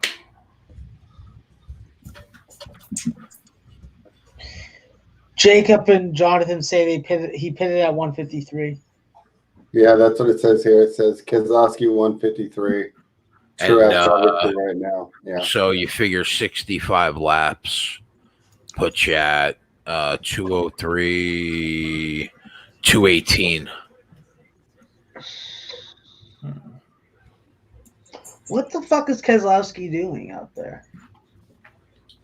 Yeah, he's going to have to come in real soon. Like, what is he hoping another caution happens? Like how he got to the front of the pack? Like, come on, bro.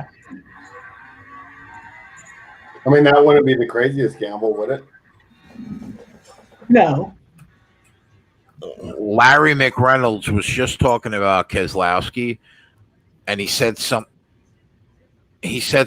like, by my calculations, Keselowski should be able to go, and then I couldn't hear it. Did anybody hear that in the chat? Keselowski said his left front is chattering and he's pitting this time by. That's 14 seconds ago. All right, he's into the pit.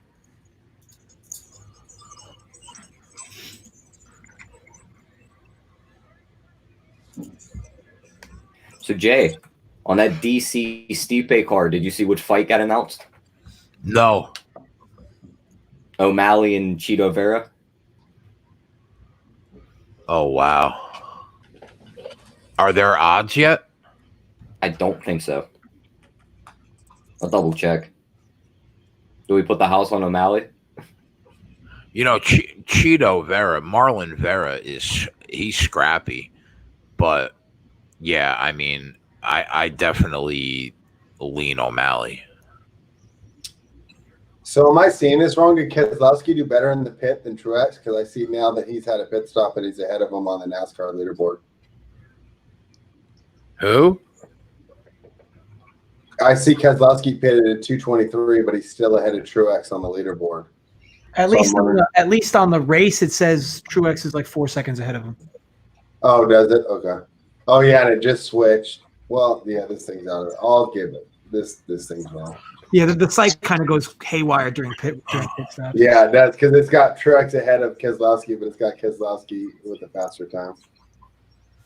Yeah, I mean, if Truex wins this race, I'm probably going to break about dead even.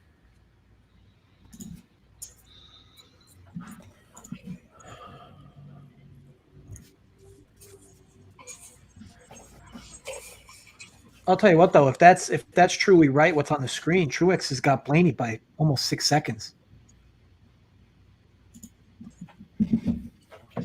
Oh, my DFS contest look great right now, but I know it's going to go down.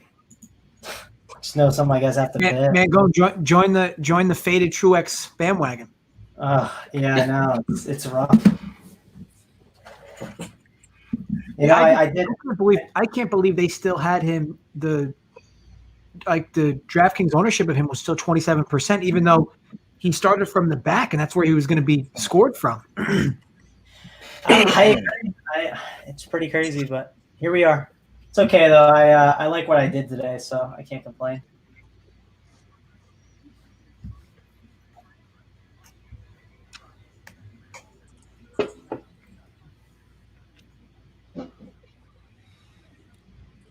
Yeah, I see Truex, 12 seconds ahead of Keselowski now that this is starting to even out here. Yeah, we're going to have – it's looking like we're going to have a losing day. Caution? Yeah, it just cautioned on the DFS lineup thing that flag went green to yellow. Yeah, number 3 is I think. That changes everything, boys. Oh, yeah, because even Kyle Busch never pitted. Who is that? Yeah, Someone there. I mean, he's going to have to go in, but this gives us a shot to hit Blaney at 8-1. Wow. Who's number 3? Austin Dillon, I think. Yeah, Austin Dillon. Oh wow, we got a shot to have a fucking nice day here. If we can get Blaney to catch clean air and somehow take off and get away from Truex, bro. I mean, we got Blaney at 8-1. Most of us have him at 6.5 to 1. I got him at 12-1. Yeah, Boy. we bet him pre-race, so let's fucking put our cards on the table there, young buck. Well, the people that start the trend get them live at 8-1, and the people that follow get them at 6-1. Max, that's how it happens. Oh yeah, no, I just don't have your legal New Jersey books to bet on. I only have the fucking British. Hold on, bro. Let me get the violin out of the closet. I'll be right back. Jimmy Johnson scraped the wall on turn 4. Did he? Really? Yeah. That's what Jimmy does. He told, I guess, Daniel Cliff is his spotter or something. He said he scrubbed the wall on off turn 4. Was that Austin Dillon? He flipped. No, he didn't flip, but he like spun all over the track. I don't know if you guys are. That was Jimmy Johnson that scraped the wall. Oh, that's Jimmy. Okay, I thought that was Austin Dillon. A 7-time champion that turned into a scraper. That's what he does now. He scrapes the wall.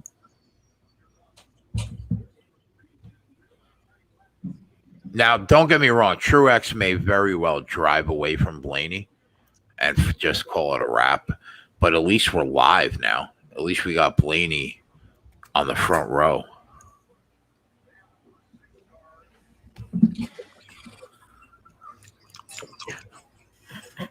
I'm guessing I have all these guys at the top in DF. I'm guessing they're going to fall. Like Bell's going to fall, McDowell. It's not going to be pretty here.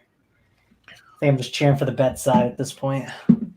I thought Max was really going to get us this group bet home with Keselowski.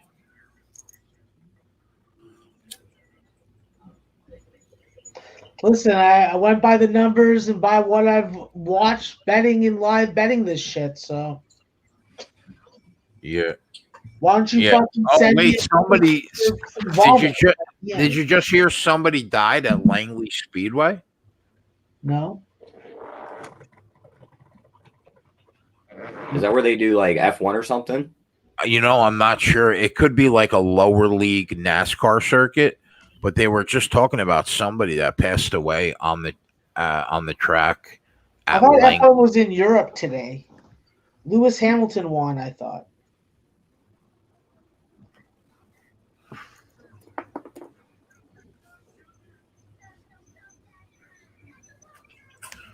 Oh, yes, Scotch. Scotch says yesterday in the modified.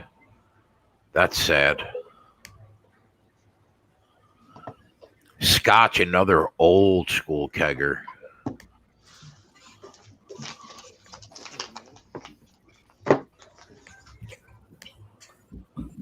When it comes to DFS and pit road, like you either shoot straight up into the money or you watch all your lineups fall all the way back and then they slowly climb back up.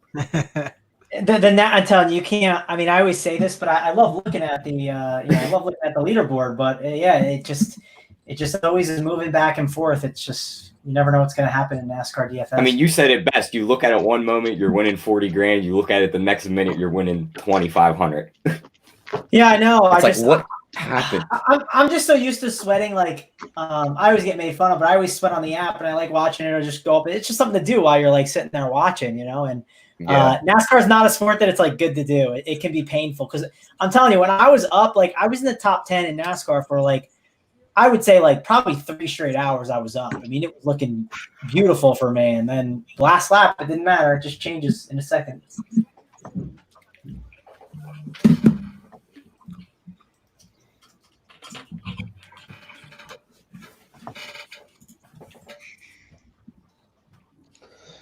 Well, JJ, I'm just happy that we haven't had any weather delays so far, and we won't be here till 9 o'clock.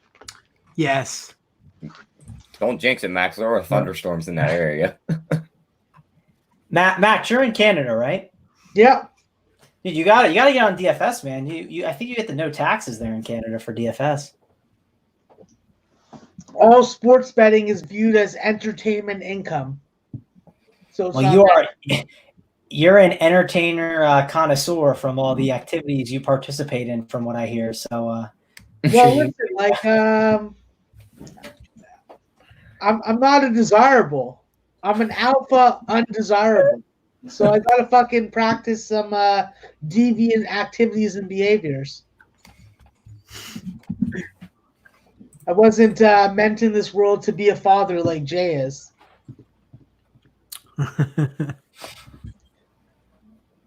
I'd be like, listen, we're gonna fucking run a book at your school against your fucking friends' dads, and we're gonna rip their money.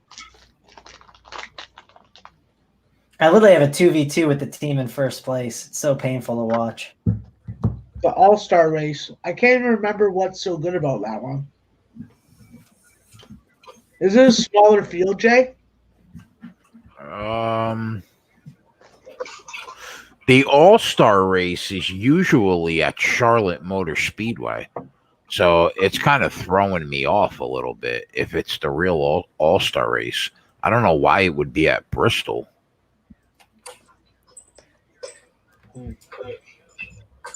Be right back, boys.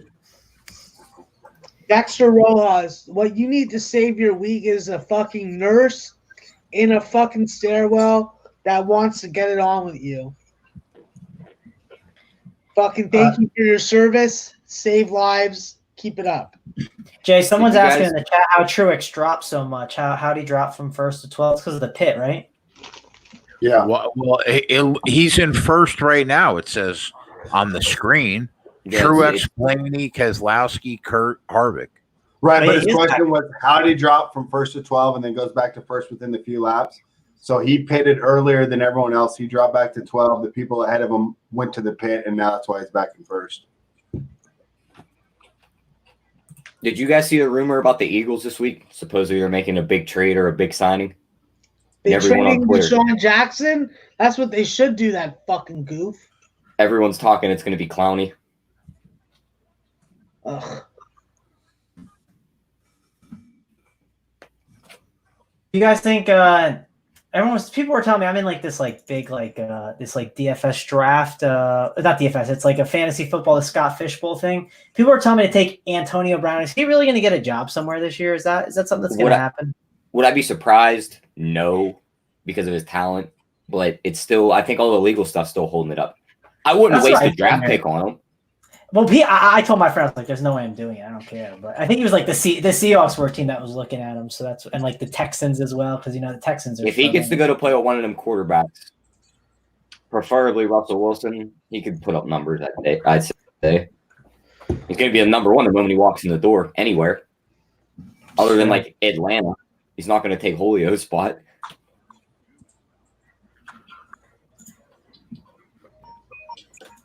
I haven't even looked at NFL futures. It's just too early for me to do that.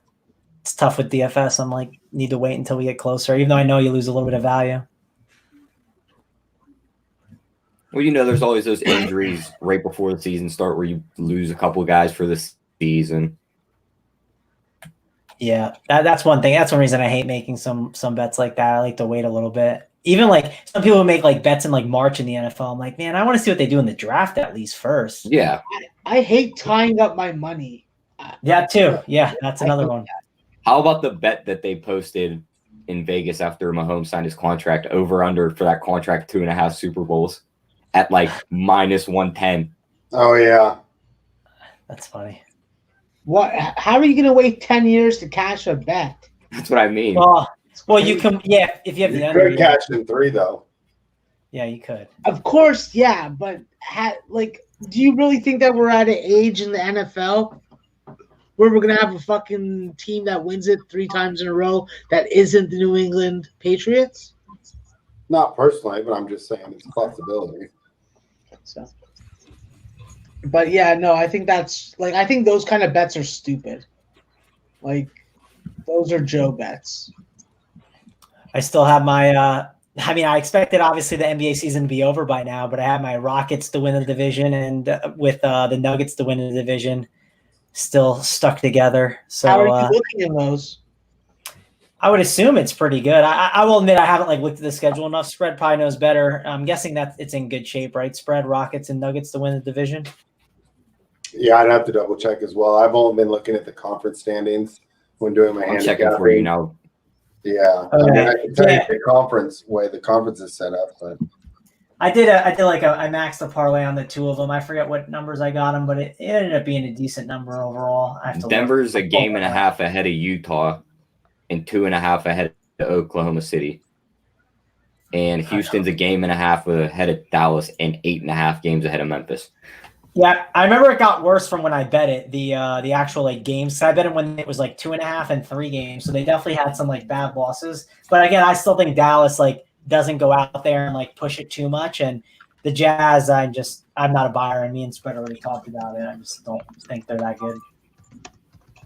That team not getting the altitude help that they get when teams got to come to their home floor is going to hurt them, I think. Same with Denver. You would see them teams go into Denver and run them off the floor for the first 3 quarters, and then here comes Denver in the 4th quarter. Yeah.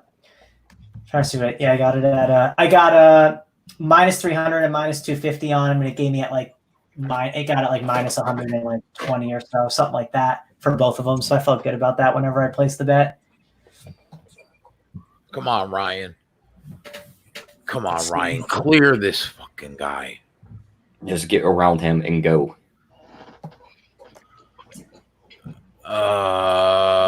Man. Come on, Ryan. Come on, Ryan. Come on, Ryan. Clear this guy. Yeah, Truex. So tight. Yeah, Truex cleared him. He should be gone. You just need another caution for something new to happen. I mean, I covered my losses. I'll break even. We'll drop a couple units on the show, though. This is the way it ends. Still a great weekend, though. Oh, yeah. Oh, yeah.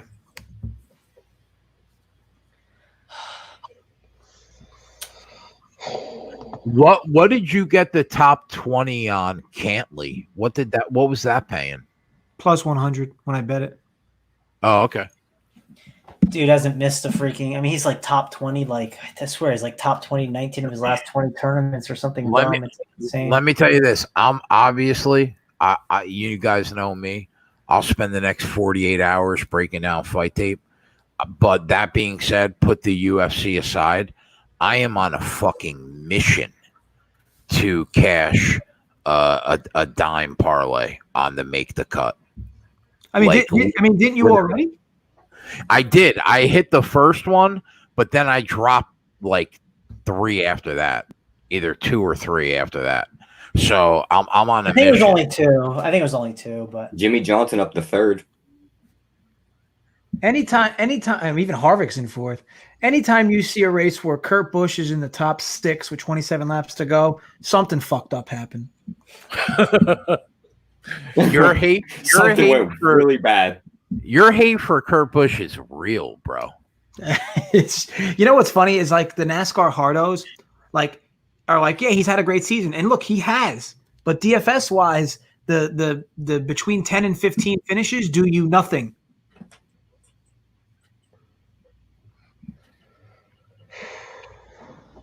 Let me ask you this: you guys think Tiger makes the cut on the first tournament?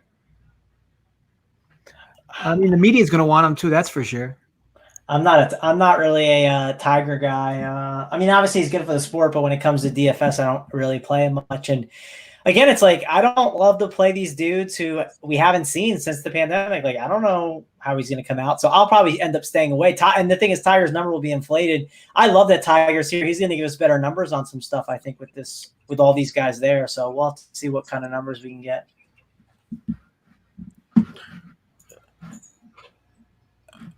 I assume that Bryson, you guys obviously think makes the cut, right?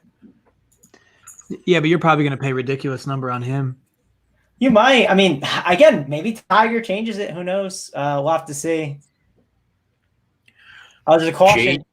We got a caution. And just so you know, Blaney was right with Truex. We are live. I was looking at that time. He is right behind him. We are live, like the start of the Sports Keg live betting show. We are live to hit that Blaney. I'll tell you that right now. There goes Nina. I don't know how I feel about that. Oh, I feel good because it's 8-1 with a couple hundred on them, and we'll pick up units on this show. So let me allow myself to tell you how you feel. We feel good. All right, you hit my PayPal. That's how I feel. Kenny says JJ's hate for Kurt Busch is like Jay's hate for Bryson DeChambeau. That's pretty accurate. You see, here's the thing. That's apples and oranges because Bryson's got the biggest balls in golf. Kurt is like a fucking has been in NASCAR. Let me ask you a question, Jay. You do you think you're 13.25% gay for Bryson DeChambeau? I'm probably gayer for LeBron. I am such a LeBron hardo. What? Come on, man. Yeah, You're I'm one of those guys. Oh like the no, biggest this LeBron is a hardo. Michael Jordan space, bro. Yeah, this is a question that I never even asked. How old are you, Jay? 30. You're bro, at 30. How are you a LeBron hardo at 30? Oh, greatest ever do it. Greatest to ever do it, you think? Oh yeah. He plays Better in a than pussy Jordan? era with fucking protection from the zebras. Look, I'd say Jordan was a better scorer. you have all the boomers who blow Jordan, and that's fine. Like it's fine. It's just Wait. I Before I let blow you Jordan. listen, Jordan earned Call them my listen, boomers. respect. I will let you finish your thought, but to give a snide remark about the boomers blowing Jordan. I mean, think about what you're saying right Buddy, now. LeBron needed other people to win anything. Michael didn't. Well, win. What about when Jordan couldn't get out the second round without Pippen? Think about what you're saying right now. Yeah, I mean, 6 in a row, bro. Yeah. I mean, this isn't the first time I said it, but like for me, look, Jordan's excellent. Not saying he's not, but like if LeBron was in Jordan's era and Jordan was in this era, like it would be unanimous. Like people would stab you if you said Jordan's better than LeBron. No way. Yeah. I think LeBron would pussy out. Yeah. Man, If he LeBron could was not just able to take the shit isolate- that the Pistons threw at MJ. No fucking way. LeBron's just an absolute freak. Like just an If absolute. LeBron was able to isolate and they weren't able to send help defense without getting that whistle blown, LeBron would have absolutely ate that league apart. And here's the Bro, thing. Here's his the thing. wrist would be in fucking slings more often than not. And here's the thing. Like so many people hate LeBron because of like the decision thing, and like people just like some people are just wired to like not like him, and that's fine. I mean, whatever. The facts are the facts, okay? Year in and year out for like an 8 to 9 year stretch, every year people, specifically the media, would complain about one part of his game. And what would he do? The following year, he'd come back and be top 5 in the league at that part people complained about of his game. First it was he can't make threes. Then it was the mid-range game sucks. Oh, now it's all he does is shoot. I mean, all he does is drive into the lane and finish left hand, right hand. Then it was, okay, well, he's got no left. Now you could see him going left more than he goes right. Then it was, well, his free throw percentage sucks. It was just every year he has progressed, become increasingly better. And also he took a team full of Toys R Us employees to the finals. Bro, did you ever look at the roster on the 91, 2, and 3 fucking Bulls? Or the 92, 93, 94 Bulls? Three Hall of Famers. Yeah. All right.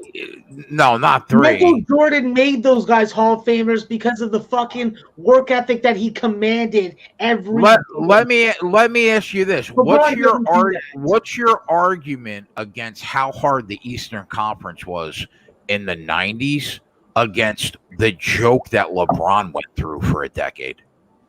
You see, I don't consider the like people consider the East a joke because I just feel like LeBron was so much better than what was in the East. Like it's not like, yeah, but I mean you're talking about a Knicks, Pacers, and Miami Heat team in the 90s that was legit. I mean, LeBron literally just like rode a carpet to the fucking NBA finals. I don't consider it that. I just think he was so much better than what was in the East that like people just consider the entire East inferior. But what I will say is you have Dennis Rodman, arguably top 5. Yeah, but wait. That's on the second three-peat. Like, what about the first three-peat? Well, I know that he never did anything John without Pippen. Jackson was no star. Come on. I know that he never did anything without Pippen. That's for sure. Oh, the balls on this kid, huh? He's not lying about that though. Bro, they fucking denied. They tried to keep Jordan down. They never tried to give him the respect until he fucking took it out of their hands and fucking slapped him in the face with it. All right? Michael Jordan is a fucking degenerate piece Let of me shit. ask you a question. Let me ask you a question. Did LeBron ever face a team in the East that was as good as Reggie Miller's Indiana team, the Bad Boy Pistons, or who was the third team? The Pistons, the Heat, the Knicks, and okay. So Reggie Miller's fucking Indiana team, Patrick Ewing's Knicks team, and then the Bad Boy Pistons. Did he even face one team in the East Jay, 1 year Ladies that was in first place. those three teams? Who's in first place? We have a caution. Oh shit, Jimmy Johnson. Johnson. Another caution. Fucking Jimmy. Jesus Christ. So I'm gonna cut in and counter with was there a better team? Well, like LeBron did take down and I'm a Celtics fan, but that Celtics team, I mean, with Paul Pierce, KG, Ray Allen, Rondo, I mean, listen, he stared down that team in the face and like just took them down. I mean, What about the Pistons team he took out single-handedly in like 2004 when he went to the finals on his own? The first time he took the Toys R Us employees think to that the we finals. have a generation now that creates Wait, narrative. we're giving LeBron kudos for making the NBA Finals? That's what we're doing? I just think we live in a generation now that hands Jordan all these narrative, like for every narrative people, like negative narrative you create about LeBron, people create these positive narratives on Jordan. And it's like, look, if you exclude competition, which neither has any control over, and you can argue the fact that their competition is arguably difficult to even debate on who would have been better in what era. All you can really compare is what you see on the court from your players. I know that LeBron made everybody on his team better. I know that LeBron consistently elevated his game. How are you going to share no to that, Max? No. Consistently elevated his game on where he had. Here's the problem with Jordan fans. One, they love nostalgia. I get it. I know you love to watch Full House when you were a kid, but the show sucks. Okay, I never watched Full House. That's your favorite. Second thing. Every single Michael Jordan fan, there's no conversation. It's what Max is doing right now. Nope. He won 6 rings, 6-0. No, I don't even care about that. The best players in every sport are pieces of shit that only care about themselves in the end. They're narcissists.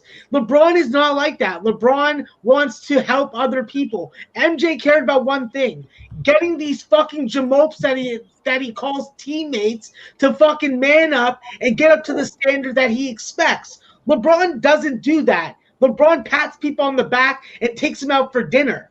Listen, if Jordan played in the social media era, he would be the most hated player ever.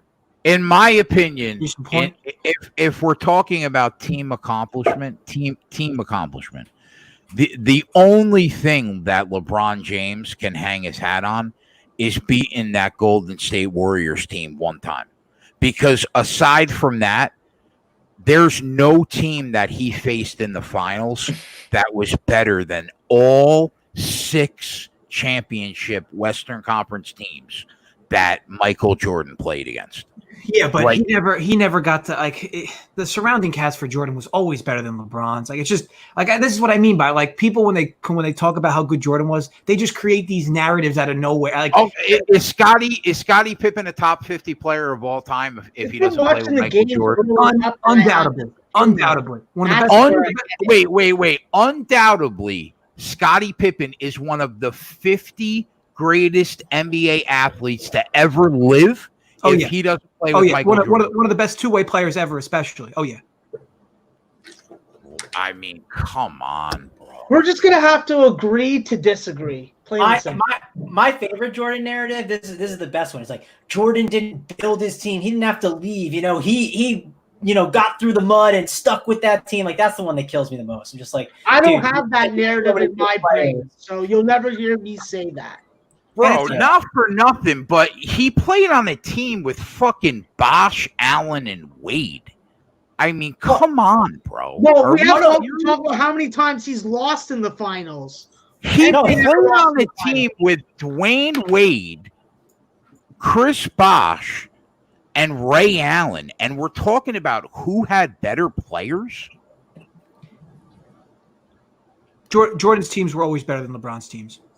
No way. Wait. I This wouldn't go thing that. I that wouldn't he go. just said is way better than any. I wouldn't team go that he played with. far. So here's the thing. So Jordan during the Pippen era, those two obviously pound for pound the best two on the NBA and any team, obviously without a doubt during that era. Then they get Rodman, who arguably one of the best rebounders of all time. Not sure if you've seen his numbers, but they're pretty fucking ridiculous. He might be the best rebounder of all time, like at least since like 1990. It's like Moses Malone. Yeah. My thing is the argument overall is a very close one.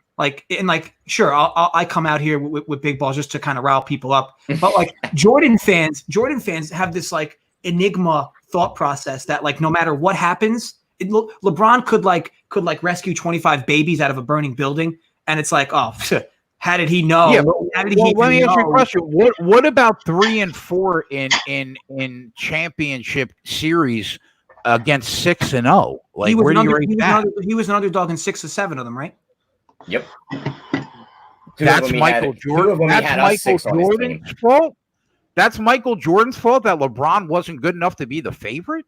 No, but I mean, all I'm saying is like people always say LeBron's 6 and 0, like he was favored in all 6. I mean, I'm not saying. So let me ask you a question: where do you rate Ray Allen, Dwayne Wade, and Chris Bosh in the players of the last? I mean, Ray Allen was more or less past his prime by the time he went. I mean, he was a cheap free. He's responsible for one of those championships. Hold on. Time out. That's the thing that bothers me. Everyone says they would be nowhere without Ray Allen. You're going to defend that? I'm jumping in here too once he's done. The whole series you're going to put on the Ray Allen 3-pointer is going to be if he doesn't make the shot, do they win? All right, Jay. There without LeBron, like Jay, come so on. What about the game where Steve Kerr hit the game winner for Jordan? Yes, that's the other one. Yes, thank you. Well, no, Jordan didn't get any game winners until the 6th one. All right, let's take that one away. Now Jordan's got 5 and LeBron's got 2. Let's take that one away. Okay, let's take one away for Jordan. Okay, now he's got 5 and LeBron's got 2. Right?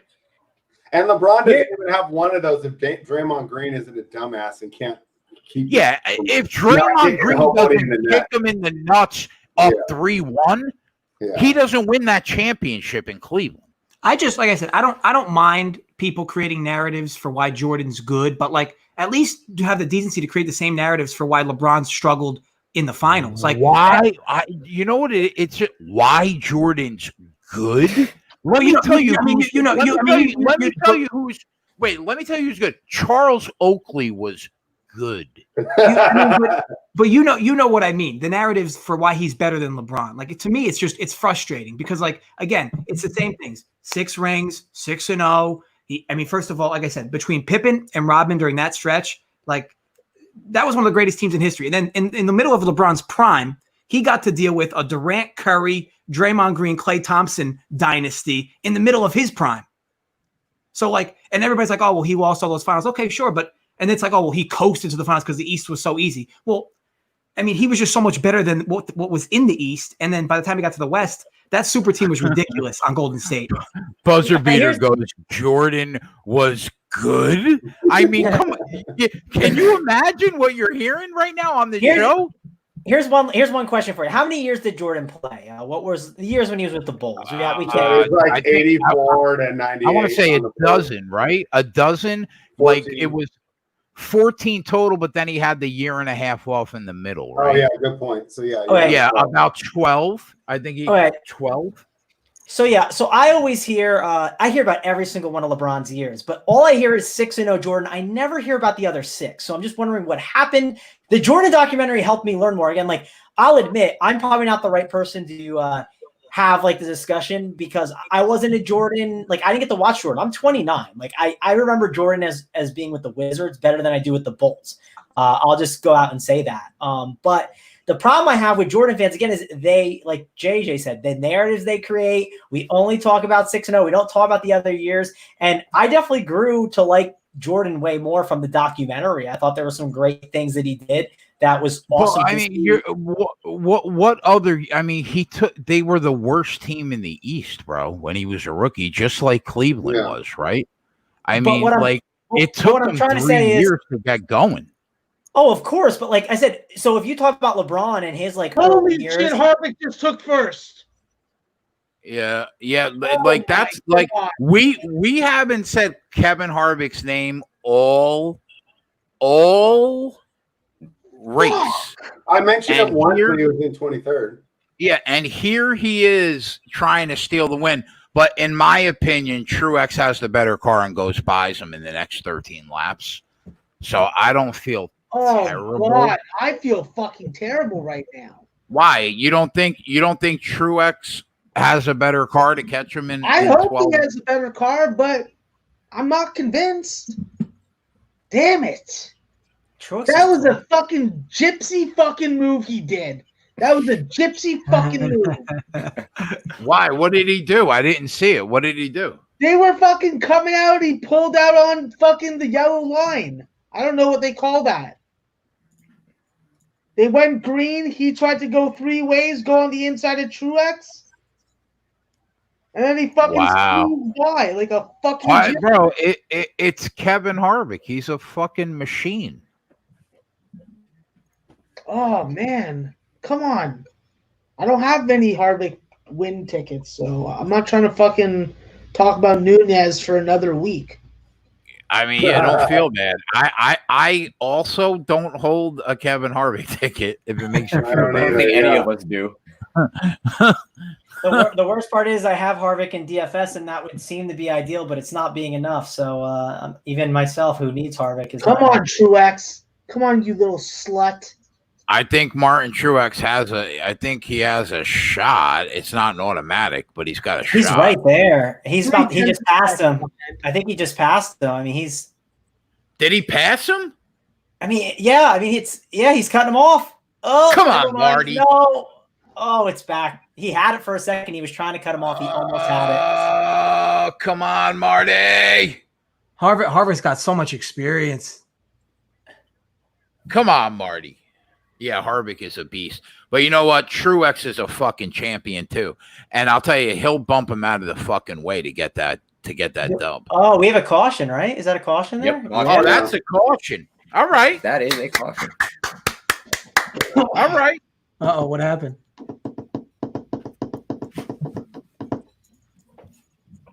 This is going to be fucking ass. To the surprise of no one, Matt Kenseth is going the wrong way on the track again. Good thing I faded him. That's what's going to make up my money is my Kenseth fade. Yeah, spread.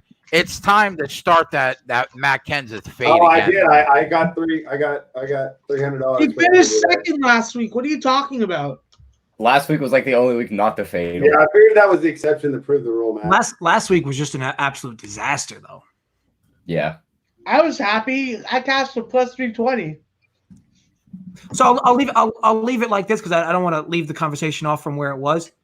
My issue with Jordan backers, for the most part, is that they're all 100% irrational. Like, look, you acknowledge Jordan fine, but at least acknowledge what LeBron's done. Like, people are just like, always it's about LeBron sucks because of XYZ reasons. It's never like, listen, I think that LeBron James is probably the second best player in the history of the league. I just don't think he's better than Jordan. That's all I'm saying. And my other thing is, like, if you're under the age of like 21, 22, how the fuck can you preach that Jordan was better than LeBron? What were you? You can't. What were you? 7 years old? What were you? 6 years old when Jordan was playing? Not even that. You can't possibly preach that Jordan's better than LeBron. But when you're 40 and you watched it, you could. Yeah, as someone who's watched both their careers, I mean, to me, Jordan was so much more impressive and things they did. And and be able to win back to back to back. It's so hard to win the back to back titles. It's just Now that so said, impressive. my father might tell me fucking Pete Maravich is the best player that he ever watched. Who the fuck knows? But like, No offense, but it wasn't a white guy. I'm a 40-year-old diehard Knicks fan that watched what Michael Jordan did every year, and to me, he's just better. I mean, we left out the Giant. What about Wilt? No, yeah. I mean, if you're going historically, I mean, you gotta make the argument for Wilt, but I never saw that. I mean, Wilt was playing with people from the nursing home. Wilt was playing us. Yeah. Real quick, I do. So I love having that conversation, Jay, with like people who have seen both. The problem I have is when I hear 6-0 and I hear just like all the bias takes, I'm just out. I'm out on the conversation. I do want to hear that. And like, again, the problem I have when you want to talk LeBron versus Jordan is it feels like 80 to 90% of the people, it's not a conversation. It's Jordan's the best. Don't talk to me. That's all it is. Like, you're wrong. That's No I'll one's even. tell you, listen, that's my issue. I think even though LeBron James only has 3 rings, he's definitely made it an argument to be made. I just have to still give Jordan the edge. Yeah, and it's worth noting too. Like, LeBron still has a lot left in his career. Not a lot, but there's still more story to be written. So let's see what True. happens. That's also true. Enjoy it too, right? That's the other thing. Michael Jordan also had the best coach ever. If LeBron goes in and runs out the next, if he wins the next 3 rings with the Lakers, then we're having an entirely different argument. You know what I mean? That's a good point Mangone brings up. Like, I mean, we're probably not going to see another LeBron type of player for at least another, 15, 20 years. I mean, sure, one can spawn up, but I mean, just his whole, everything around his game. I mean, I don't think you're going to see somebody that dominant for that long, for quite a long time. Yeah, and one last thing to say, like, and kind of piggybacking off of what I said, did Tom Brady like cement his status? Like, we all knew Tom Brady was like really good, but the real GOAT stuff and cementing him as the GOAT, right? All that started once he won that last championship. Like, if LeBron can do that, like when he's older and like extend his career and make it longer than people expect, life's about expectations. And if LeBron is just exceeding people's expectations towards the end of his career, the narrative could change. Here's the thing. While I can be rational about the Jordan LeBron argument, I'm not even capable of being rational about Tom Brady. Fuck Tom Brady. And as someone who watched both, I personally like Montana better. So maybe I just like people from my childhood better. Fuck Tom Brady. I hate him. That's all I want to say. Spread, listen, I get it. You like Montana. I like to watch Full House every once in a while. A good rerun of Uncle Jesse is never a problem for me. So, I mean, if you want to watch a good 80s series, I think you got it wrong. I think you need to put the A-Team on. I think you need to learn about the best series of the 80s, and then you'll appreciate the decade a little more. Listen, man, nothing was more wholesome than, coming home from elementary school or middle school and being able to see Danny Tanner in my living room, just, wake up San Francisco, all the good times. So again, nostalgia's a big time winner, man. Nostalgia it tears at the heart. It makes people get irrational. And that's a lot of, here's a hot take. Tom Brady is the worst quarterback in the history of the league. How about that? That's my take. Fuck Tom Brady. Billy Joe's with me. Montana, you have a good argument. Brady's prime is longer. But for Montana's dominant years, I think he was the best. Hey, listen, here's my opinion. Tom Brady's the best quarterback in the history of the league, in my opinion. That being said, I hope he gets hit by a fucking truck. Yeah, it was so much harder to complete passes back then, and Montana is just. Then again, you can also do the teammates thing with Jerry Rice and Bill Walsh. Why are they costing all these laps away? We got 2 laps here. These fucking funts. Man, Harvick off the line here. Yeah, but Truex looks good to squeak out that Harvick's carrying the corner through the. Oh, here we go. Truex is right there. This is gonna be a fun. Oh yeah, he clipped Harvick and now he's coming, bro. And Blaney's there. Oh, come on, Blaney. Oh, please, one fucking time. Let Ryan Blaney take this. Cole Custer's in the lead, and Harvick is steaming. This is not good. Wait, who? Cole Custer. Oh, give me a caution here. He's got a bad tire rub. Oh, Harvick's gone. Peace. Harvick's gone. He's got a bad tire. Oh, this is the final lap. Fucking Is- crash that fucking Mustang. Is Cole Piece of shit, Custer gonna Harvick. win? I fucking hope you fucking get some bitch pregnant and she takes all your fucking money. Let's go, Kurt. Wow. Now. That was gross. Can imagine Cole Custer just won? There you go. There you go. Wow. Fucking nailed that son of a bitch. Let Cole the Custer. slide. Go. You know what? You know why you can laugh. You can laugh about this. Do come on, fuckaroo. You What is can. Cole Custer doing? Oh, did. Oh wow, Cole. Oh Custer. my God, Custer's gonna fucking win this shit. Max, it happened 7 minutes ago, bro. Already over. It's been over for a week. I can't believe it just happened. I mean, listen, if you're going to have a rough NASCAR day, I think it's okay to be on the Cole Custer W, if that's the Listen, case. you know, you can laugh about it when you have the night we had last night. So, but you know what? Congratulations to Cole Custer. Did Hamlin at least beat Busch? Yeah, Hamlin beat Busch. Yeah. So we got What a bunch of one. bullshit. We got one. Tell me Cole Custer drives a fucking a Chevy. He drives a Ford. Ford, baby. He drives a Ford. Oh no. Cash that Ford. Yeah, we didn't have it though. We had Harvick top Ford. He lost by 1 spot. Oh shit! Sorry. All right, so we lost. We lost probably Oh, at least 4 units on the on this NASCAR race, at least. But we're still up like 7 units on the weekend, so we'll take it. Cole Custer. Does anybody know what Cole Custer's odds were 33-1. pre-race? Yeah, or the earliest time that I fucking noticed him live. Wow, that was brutal, huh? That was a Yeah. wild ending. Andrew's right. We gotta laugh about this one. Yeah, I agree, buddy. I That's funny. agree.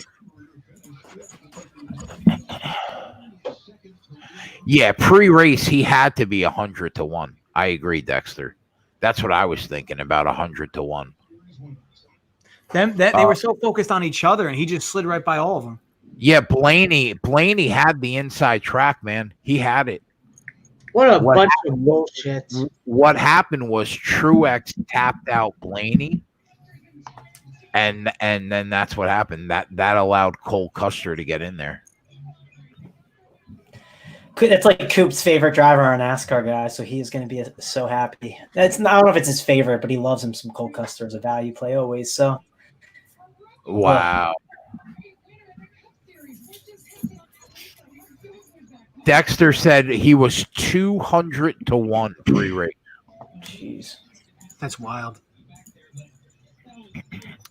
Well, unfortunately, we did not cash the 200-1 on Cole Custer. But as soon as this is over, we will throw the accurate unit count on the Keg Twitter page and the Run Pure Bets Twitter page. And we will see you guys back here on Wednesday night. We got UFC Fight Night on Fight Island. We also have the race at Bristol. Should be a really, really fun night. JJ, are you around Wednesday night, or Mangone? Anybody around to join us on the Fightcast? I'll try to pop in later in the card for a few hours. All right, cool. All right, there you have it. I got a chance maybe, but I got to do PGA stuff, so I might be too busy grinding. Yeah, you work hard at that cup parlay, bro. All right. We're going to get the money this week. I'll be fucking waiting for it. All right, we're out, boys. We'll see you back here on Wednesday night. And that's all she wrote. We're out back after this. Later, guys.